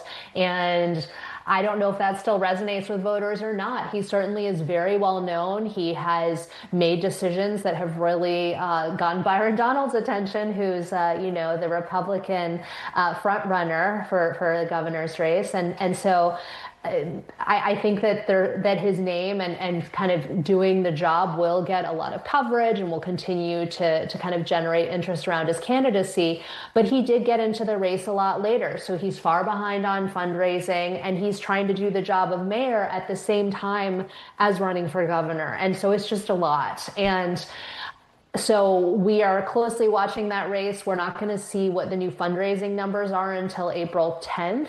And so I think that'll be really instructive. But yeah, I think endorsements do matter. I think they help get other endorsements. I don't know that they matter to your average voter unless, you know, for Trump with Republican voters, but it does kind of help show whether you have momentum or not. And I do expect that they'll have more announcements in the coming weeks. All right. Meanwhile, Kimberly, last thing I'll ask you here, and that's we know the legislature in Tallahassee ended the regular session, but they're going to be back pretty soon because they still have to do mainly the budget that they have to do. And then the governor expecting to call on them for a special session on redistricting as well. And you wrote an interesting piece about kind of what this whole budget disagreement, you know, shows us about the power politics in Tallahassee. Yeah, look, I mean, the thing is, lawmakers and the governor have been talking about cutting property taxes and about affordability and all these other topics, and that hasn't been achieved. And so if they don't get the budget done, that sort of echoes into everything else, right? In terms of programs functioning properly, in terms of getting the other things on your to-do list finished. You know, they still want to do redistricting. And so we already saw Governor DeSantis telling lawmakers, look, I don't know that voters are going to show up in November unless you put property tax cuts on the ballot. And then you have Democrats saying, hey, why don't we pause the gas tax? And so there's a really big push for the Democrats are asking to do this. I haven't heard from Republicans about it. I don't know whether it'll happen, but, you know, because of the conflict in the Middle East, gas prices are going up, and that could be one way to help alleviate some of the pain people are feeling at the pump. Of course, they have to find a way to pay for it. But it does show that amid this kind of stalemate, there is still a political sort of undercurrent that's going on. Kimberly Leonard, Politico reporter, Florida Playbook author. We always appreciate you. Thanks for joining us today here on Florida Live. Thank you. We're going to take a quick break and we'll be right back.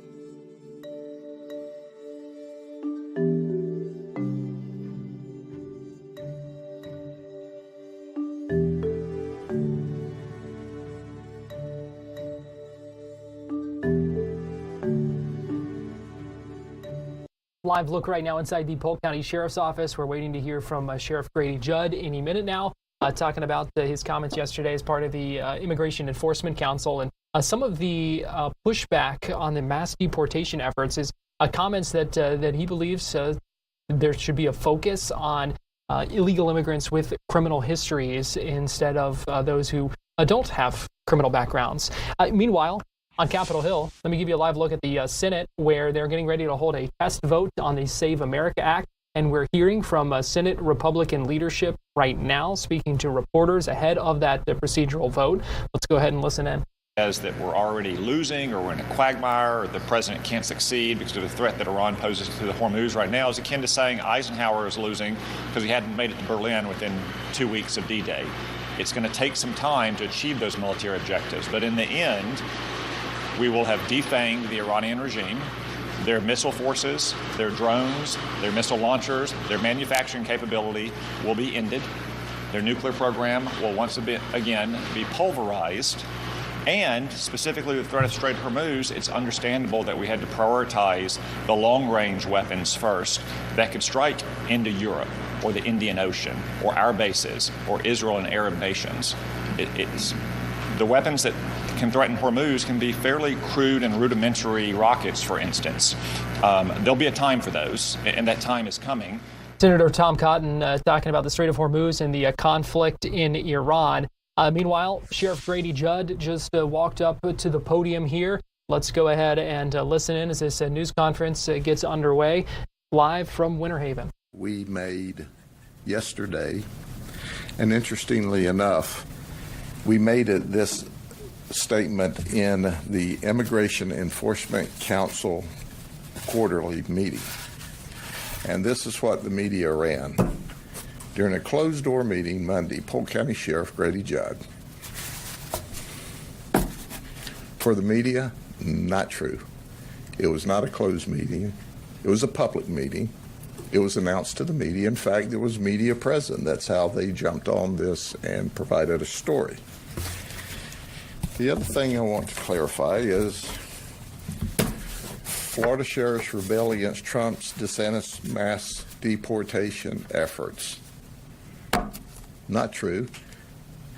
We, in fact, support the mass deportation of illegal aliens, those that are criminals, those that have warrants of deportation, those that are here creating havoc and problems. If you're here illegally and you take that risk to be here illegally, then you're going to be deported. Everyone that ICE says deport, we deport. And that's important. So let me go through some of this by the numbers for those of you who weren't there yesterday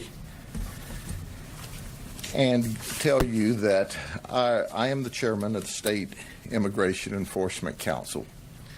And yes, during the meeting, as part of the meeting, we looked at paths forward. And as a result of looking at paths forward, we looked at our infrastructure we put together and how easy it was or how difficult it may have been for some agencies to report so that we could provide accurate data to the State Immigration Enforcement Board. And that's made up of the governor and the various cabinet members. But I want to dispel the hyperbole that there is some break from what we should be doing or what the President of the United States and the governor has asked. That's just not true. It's media rhetoric. And I want to make it abundantly clear that we in Florida law enforcement wholeheartedly support and endorse ICE. We fully cooperate with them, and I might add that they fully cooperate with us. In fact, they're excellent to work with. I can't say enough good about them.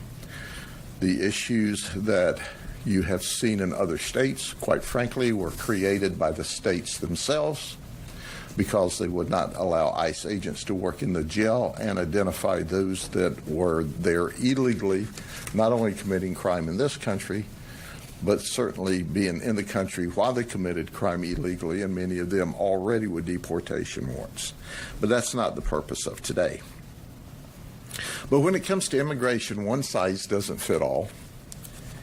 And that's why the State Immigration Enforcement Council was brilliantly formed by the Florida legislature and Governor DeSantis. We're a think tank. We're subject matter experts. There's 4 sheriffs and 4 chiefs of police. And the purpose for us is to provide input, to do research for the Enforcement Immigration Board, and to send it to them.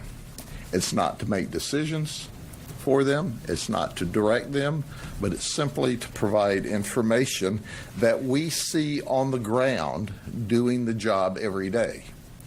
That's why they put 4 police chiefs and 4 sheriffs on the board, because we deal with the local issues at eye level, face to face.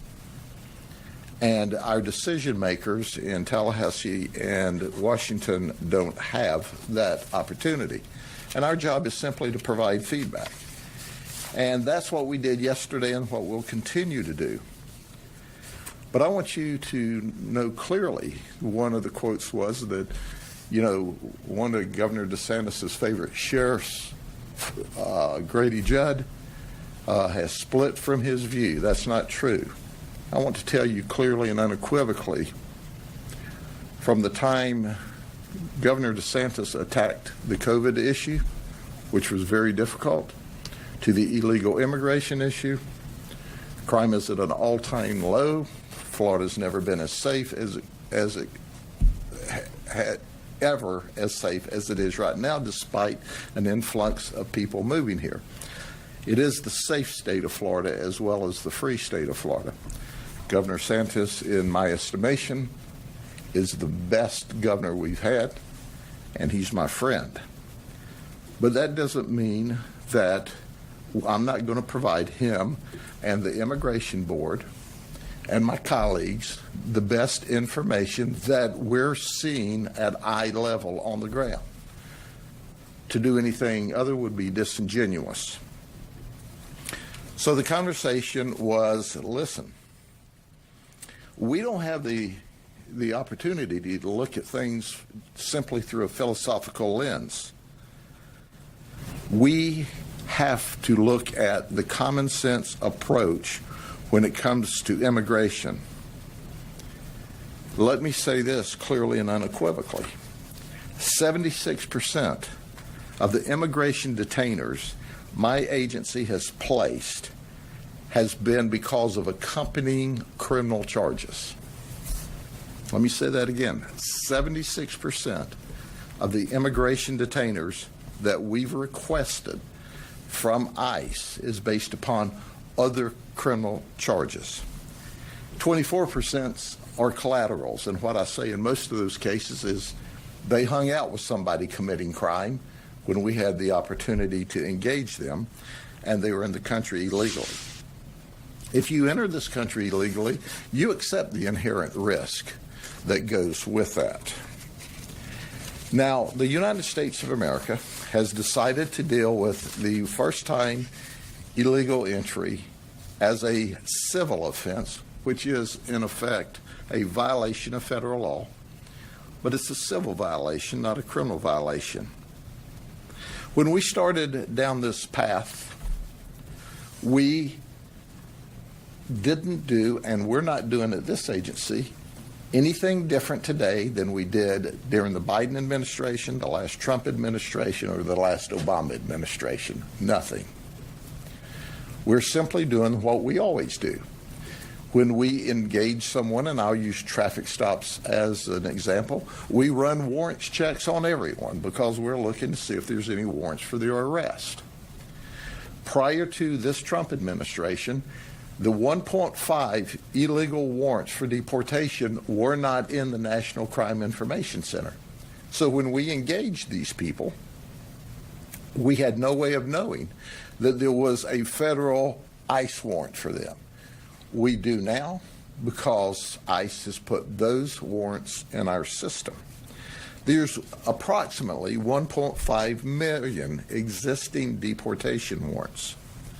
Depending on whose data you want to look at, there's between 10 and 18 million illegal aliens in this country. Listen, folks, and this is where our conversation tipped over. All of this is Congress's responsibility to sort out. And what we suggested yesterday, there needs to be a path forward for those that are in this country. They came here illegally. They violated the federal law, but it's a civil violation. Currently, they have no criminal history. They're not committing crime. They're employed. They're not on government assistance. They're not creating problems. Their children are in school. They need to be required to speak English through a program. There needs to be evidence of positive community integration into our society. But those people who are adding to the American dream and enjoying the American dream that came here illegally, I might add, but they're doing good and they're not a drag on society. They're in fact helping society. We need to find a path for them. And the reason for that is simple. They're doing what's right. And they're helping the economy. They're helping the community. They're adding to the wonderful society that we have in the United States. But there's a lot of folks that are here illegally, that are committing crimes, they're violating the law, that are being incorrigible, that are dangerous, that are violent, that don't care what the laws are. Listen to me, folks. There's 2 lifetimes worth of work for law enforcement to deal with them. And for the law enforcement agencies that aren't appropriately dealing with them, get on board and get with it. That's important.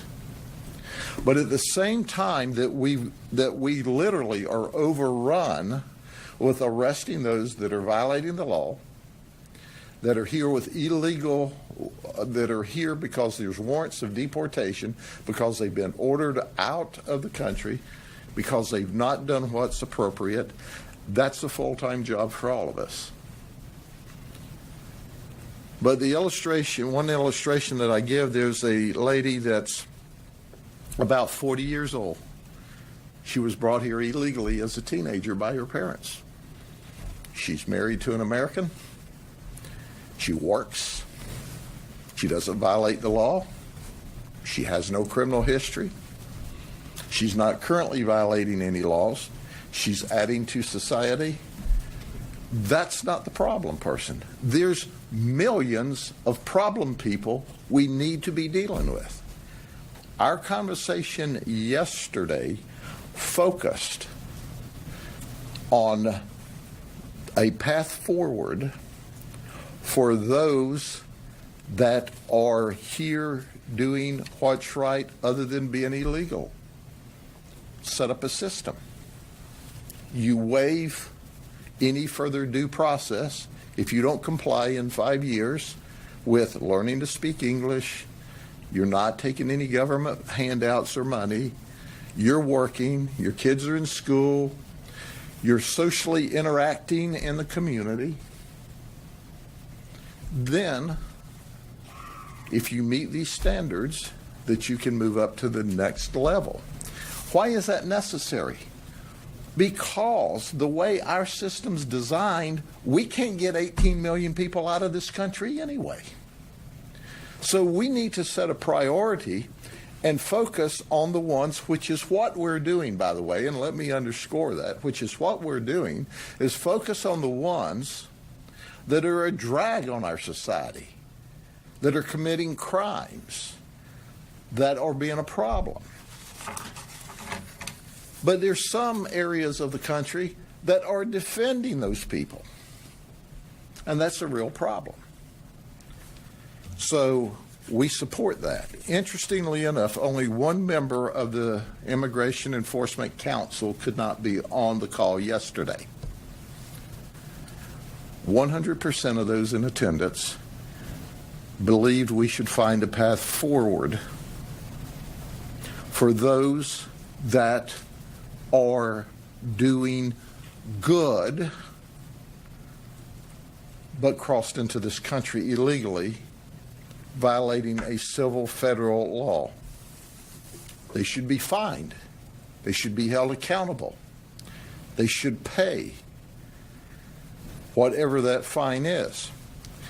But if the Congress will do their job, and they're not, and they haven't, if Congress will do their job and deal with this group, then it frees us up to focus on those that are committing crime, those that are dangerous, those that are violent, those that are paying no attention.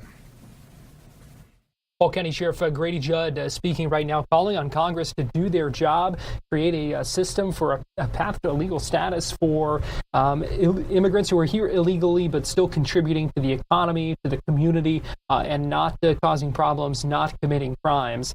We're going to take one last break here on Florida Live, but we'll be right back after this.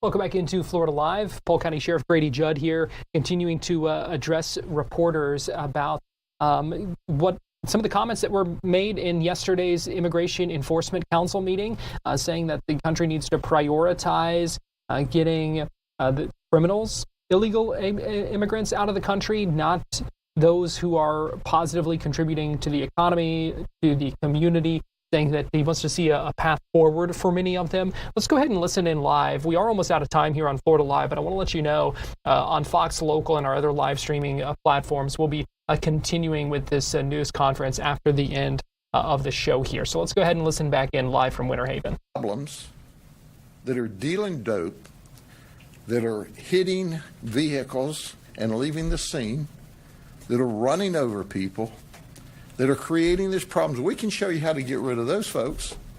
And those who came here illegally in violation of federal law and are charged civilly, how to fine them appropriately, how to give them a path forward, how to ensure that they are and support their efforts to live the American dream.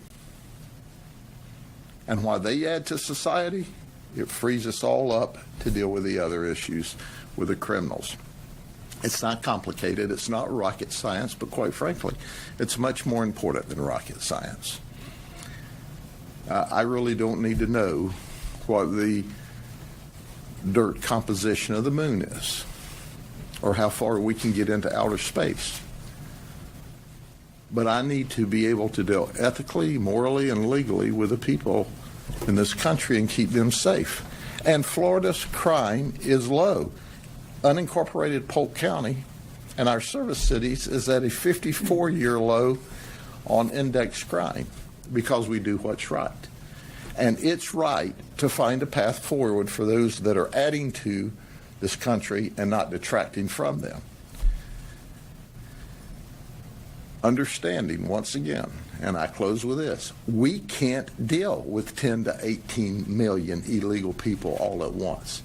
All we're doing is setting priorities and giving an exit ramp to those who came here inappropriately and illegally, but to... Sheriff Judd continuing to speak. We're out of time here on Florida Live, but again, this live streaming news conference will continue on Fox Local, YouTube, and our Facebook page. Thanks for joining us here on Fox 35 TV. Because we're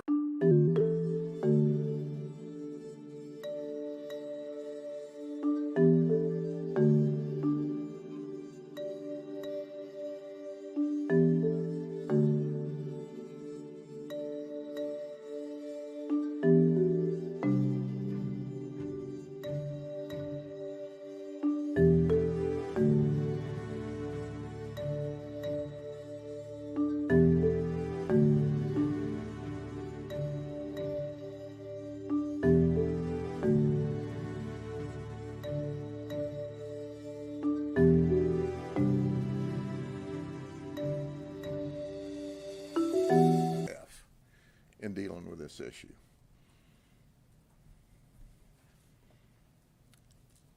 If Congress was on the market today, I'd like to buy them for what they think they're worth and sell them for what they're worth.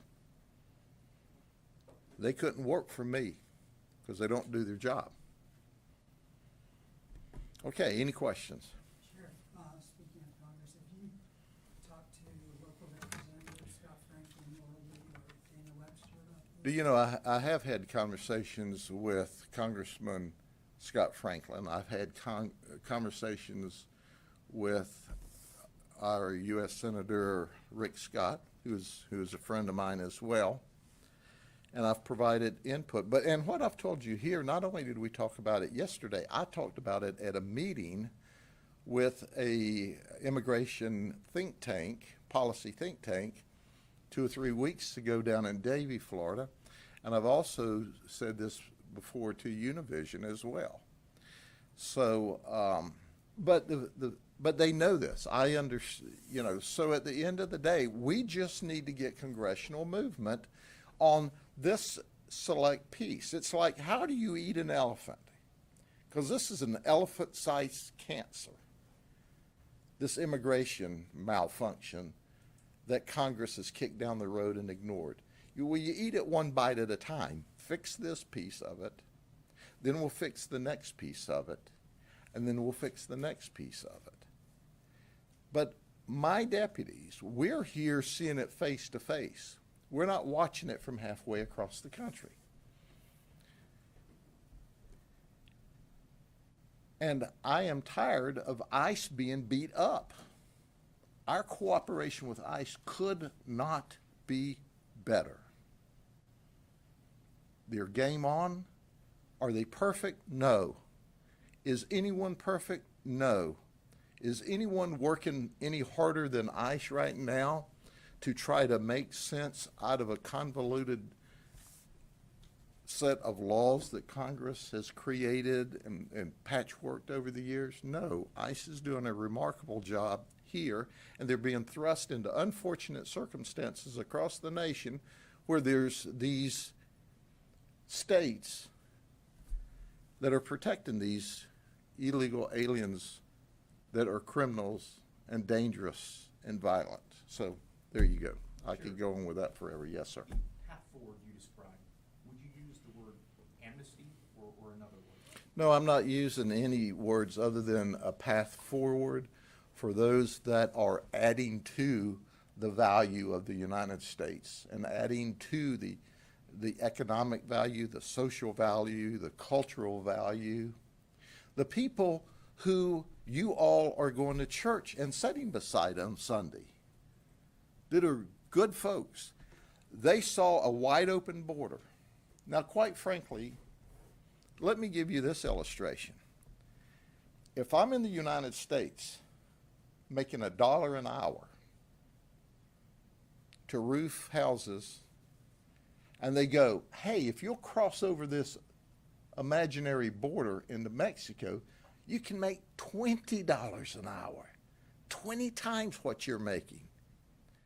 And then I go, well, where do I apply? Well, you apply to get your permits to go into this other country, and it's about a 10-year wait.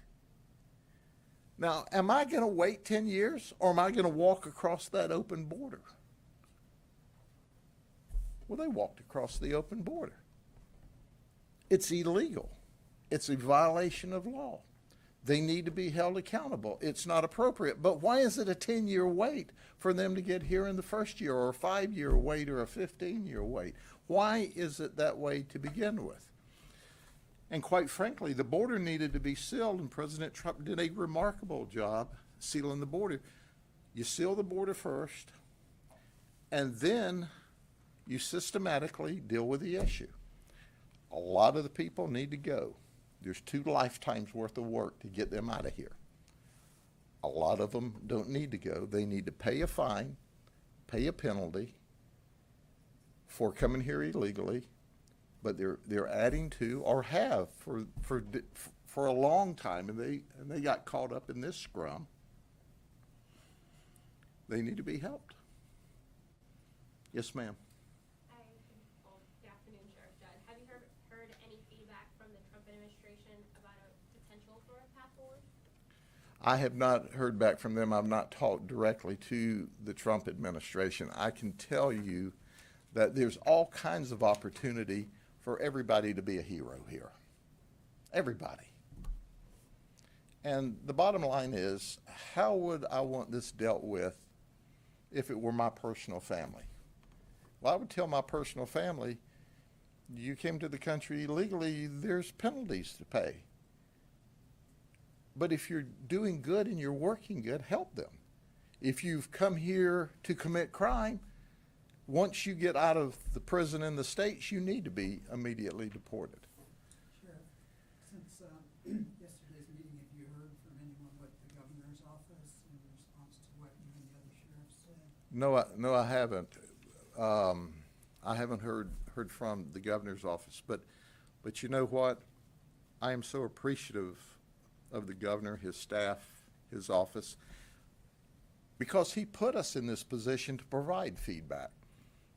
And we've had a year to look at it on the ground. And that's why at this point in time, after looking at it a year, after getting total cooperation from ICE, after getting total cooperation from the state government, I mean, I think about the wisdom.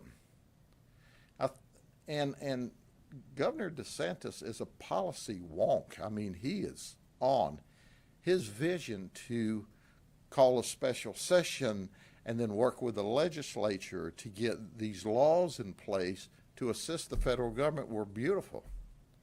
And we're carrying that mission out and are going to continue to carry that mission out. But for anyone to suggest we're going to sit here and not provide our best input is disingenuous, and it's not fair to the governor or the president or anyone else in this policy process. Sheriff Judd, you mentioned in yesterday's meeting about possibly writing a letter to the president and other leaders. Have you started on that? What would that look like? No, there's not been a letter, and whether or not there will be after we have discussions with our colleagues on the Immigration Enforcement Board. Do they want this in writing, or do they just want the verbal input that we've provided now? That's their decision. Our job is to say, we're here to do research, we're here to support, we're here to give you ideas, we're here to give you feedback, we're here so that you see what's happening on the ground. So whether or not that ends up in a letter or not depends on our feedback, and at the appropriate time we'll talk with the Immigration Enforcement Board members or some of the members. It has to be a unanimous recommendation one way or the other. But here's what's important to understand. We have an opportunity here to make a positive difference and to do what's right with those that we can't get to now, so we can focus on the ones that are really problems for us, that are committing crimes. Do you have a question? I did have a question. So, how many of the people that you guys arrested or detained were maybe part of that, or were none of them part of the not having a criminal background? Maybe they just had like a traffic stop or something like that. Sure. 76%, three out of four that we bumped into, and I call it bumping into, what we do, all we're doing is doing warrants checks from our normal daily police business. 76% of them had accompanying criminal violations here in the United States. 24% didn't. The majority of those 24, I would suggest to you, were hanging out with the ones violating the law. But I did not go back and look at how many of that 24% also had a previous criminal history, and I think that would be good numbers to look at. Sheriff, do you worry about any political risk this stance could open you up to within your party? I don't worry about any political risk because I work for the people of Pulk County, and I listen to the people of Polk County, and I do what's right for the people of Polk County. And I don't believe that what this position is contrary to the overwhelming majority of the people in the state of Florida, the overwhelming majority of the people that are Republicans, that are Democrats, that are independents, that aren't registered. This is not some, epiphany from above all of a sudden. This is common sense of what's happening here. So I never worry about doing the right thing, because I found out if you do what's right, right always wins out. And this is right. And what President Trump's doing with the illegal immigration is right. And what Governor DeSantis is doing is right. There's not one right answer for every circumstance.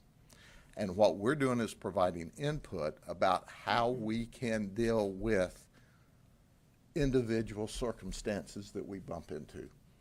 You can't have one rule that fits all. You just can't. And no one is suggesting that. What we're suggesting is, here's some ideas. Do with them as you please. That's your decision-making box, not ours. We're simply the ones making the recommendations. Yes, sir. Yeah, I think some of the confusion may have come from, and I'm just my opinion, is that the federal and state immigration policy started out as the worst of the worst needs to go, and that is obviously still the case. But I think where we sit, critics would say there was a shift that everyone who's here illegally needs to go. Is that Congress's lack of direction that has put law enforcement into this position? Is it an effective policy over the years? It certainly, Congress has the ability to pass the law to parse that out, and that's the reason for some of this input today. But when you hand us lemons, we're going to make lemonade out of it. And there's no one answer fits all. So what we're saying is Congress does not have a system or a process to say, hey, depending on your politics Mine is they should never have opened that border like they did, but they did. But we got 10 to 18 million people here. What are we going to do with them? And that's what we're providing input. So, my personal opinion, bad decision to open that border. Horrible decision to open that border. It was just not horrible for the United States at large, but it was horrible for the people that they misled to allow them into this country unabated. That's not my job. My job is to provide input to my representatives and to Congress and say, go to work, fix it, repair it, put something on the president's desk that supports the people of the United States, the immigration policy that gets rid of those violating the law. Put down your steak knives that y'all use to slash each other with and pick up your warm heart and do what's right. Sheriff, Yes. I have a question unrelated to this topic, but could you talk a little bit about tomorrow? You guys are going to be escorting Captain Cork. Can you give me a little bit of that and, just what you guys are feeling about that? Sure, I absolutely can. I actually have some information here, if I can find it. This is Captain Cody Cork. He's 35. He's from Winter Haven. Normally, the pictures I hold up are of bad guys. This is a hero. This man went off to war at the direction of his country. He was in the U.S. Army Reserves. He was called up. He died in the early days as a result of an attack. His casket is arriving tomorrow at about 1 p.m. in the afternoon. We are escorting him to the funeral home. His family's asked that we escort him past Florida Southern College, where he went to college, so we'll be doing that. City Police, Orange County Sheriff's Office, Hillsborough Sheriff's Office is going to work with us. It's going to be a big escort. This man is a hero, and he died in order that we can live in a free and democratic society, and he did what was asked of him of his country. Once he is escorted to the funeral home, which is in Winter Haven, he will remain there until he has services this weekend. And then on Monday, we will escort him to Bushnell, which is his final resting place. From the time he arrives in Pulk County on that airplane until the time we take him to Bushnell, Captain Cody will not be by himself. 24 hours a day, 7 days a week, there will be a deputy standing guard because it's the right thing to do. We're proud of him. We're proud of all our military personnel that are standing in the gap and doing what this country's asked of them. Sure. If I could ask one more question back on the immigration. Are you going to continue your agency's policy of asking for place of birth of everyone you encounter, even if that might lead to ICE referrals and deportations of people who don't have criminal history? Sure. Gary, let me explain it clearly and unequivocally, as I have before. But I realize that sometimes you like to hear this again and again. So I'm going to say it again and again because I like that. It warms my heart to do that. If my men and women, ask only those who appeared Hispanic, where were you born, we would be accused of profiling. For decades, long before I was with the Sheriff's Office, and I joined the Sheriff's Office just before the dinosaurs disappeared from the face of the earth, we asked everyone we booked in jail their place of birth. I have extended that because of the immigration policies and laws to every interaction where we write reports, we take data, your place of birth. And the reason for that is we ask everybody.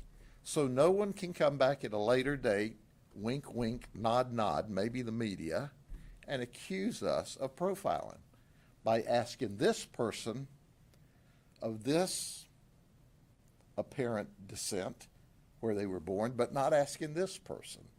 So we ask everybody, where were you born?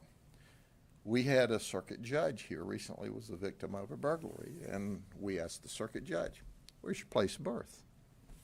Because we are not, and I underscore, we are not under any circumstances at all going to profile, period, dot, red line, don't cross over. And we're not doing anything different. We have reported to ICE our arrest. The difference is, with new federal policy, now they're accepting people that are here in this country illegally. And whether or not you've committed a crime called collaterals, if you're here in this country illegally, you took the risk. And if ICE, we don't determine whether you're deported or not. If we determine that you're in this country illegally or appears to be, we're going to send this information to ICE. And ICE makes that determination and tells us what to do. And that's the direction that we follow. We don't decide whether or not to deport people. That's not our decision. It's not going to be our decision. But we are going to cooperate 100%. And that's why when you look around Florida today, you see cooperation and you don't see that scrum that you saw up in Minnesota. That was created because of state law and state policy by those folks that were in elected office there. And in California, if ICE can't get support and they've got to do their job, they have to take all the infrastructure in with them to do that. And that's what they did. Here, we invite them into our jails. We share data with them. And I'll go ahead and get off on an editorial statement. Why in God's green earth does the decision makers in California and New York and those other sanctuary states think that they shouldn't tell ICE, oh, by the way, we arrested this guy for stabbing somebody last night, and he's made bond, and he's in this country illegally, and there's a warrant, or maybe you want to check him, or in New York where there's no bail jail, where they beat down 2 police officers in the subway. NYPD does a beautiful job of arresting them, and they take them to first appearance and release them without posting a bond, and they're in this country illegally. Let me define that for you. Rank insanity. Rank insanity. Nutso. But who suffers?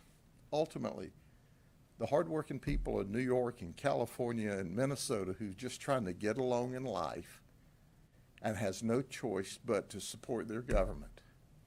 So why wouldn't you want to cooperate and let the ICE folks sit in your jail? You're making these arrests anyway on state charges, and let them see if they want to put an ICE hold on them for deportation when they're finished the business with the state for violating the law. I don't understand. I just wanted one last question, and it sort of answered it a bit, but any reason to reevaluate 287G agreements, or is it effective? Yeah, I think our 287G agreements work remarkably well. Remarkably well. It's an honor to cooperate with ICE because we cooperate with every law enforcement agency. Every law enforcement agency. If they call for help, we send them. Whether it's a small town Bowling Green PD in Hardy County that needs us, or whether it's immigration enforcement, we help. It's our job to help. And it astounds me that there are states in this country that won't allow their police officers to help. I guarantee you, I know cops. I am one and proud of it. I know cops. Those cops in those states would help in a microsecond. And they would do it in such a way so that you didn't have all that nonsense going on in the street. That nonsense in the street is because of policy or lack of policy by the states. Sheriff, you mentioned having a warm heart. Have there been any cases that you can remember, I you mentioned a 40-something-year-old woman, where your deputies have come to you expressing heartbreak about the way the system is right now? No, not any specifically other than that one lady, and she's been here since she was 17. So if she were deported back to her home country of origin, who's she going to be deported back to? She's lived here since she was a teenager. She doesn't know anybody there. There's not like there's a grandma to go to. So, and I think that's part of the issue that this path forward can deal with. Okay? How many arrests have you guys made through those agreements as to date? I don't know how many we have today. We can get that to you, but I brought the data that 76% of them have accompanying criminal charges, which that's a clue in itself.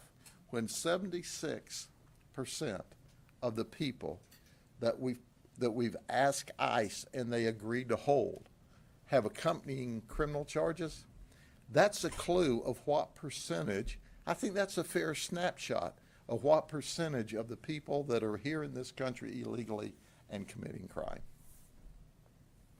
Okay? God bless you all. Have a good day. See you next time. Pulk County Sheriff Grady Judd wrapping up a news conference where he spoke for about 45 minutes or so, talking about the comments made yesterday in that State Immigration Enforcement Council meeting, and expanding on it a little bit, talking about the path forward that he says he wants to see for illegal immigrants who are here and contributing to society, contributing to their communities, who don't have criminal records, who aren't committing crimes, saying that's where the focus needs to be, is on the illegal immigrants with criminal histories who are committing crimes, just because of the logistics of it and the what he called common sense of that situation. We heard some pushback on those comments from the Jacksonville Sheriff earlier today, also from the Attorney General. We'll see what ends up happening with this. We've not heard any comment yet from Governor Ron DeSantis or from President Trump about this. But we did talk about this earlier with Liv Caputo from the Florida Phoenix. You can find that full interview on Fox Local and on our Fox 35 Orlando Facebook page. I want to let you know, just we've got one more minute here before we wrap up and send things to the Fox 35 Storm team for Weather Plus coming up at 3:30. We know right now the U.S. Senate is holding its test vote, the first procedural hurdle that has to cross for the Save America Act to face a vote in the Senate, something that the president has been calling on Congress to do. In fact, let me show you a post of his on Truth Social from this morning, saying, "I will never, ever endorse anyone who votes against Save America," saying everyone needs to vote yes on the Save America Act. So we will keep an eye on what happens with that procedural vote that is going on right now. And we'll have updates coming up on Fox 35 News at 5. Because I'm out of time here on Fox 35 News Plus, 4.5 hours of live streaming with you today. We'll be back again tomorrow, but keep it here on Fox Local, the news.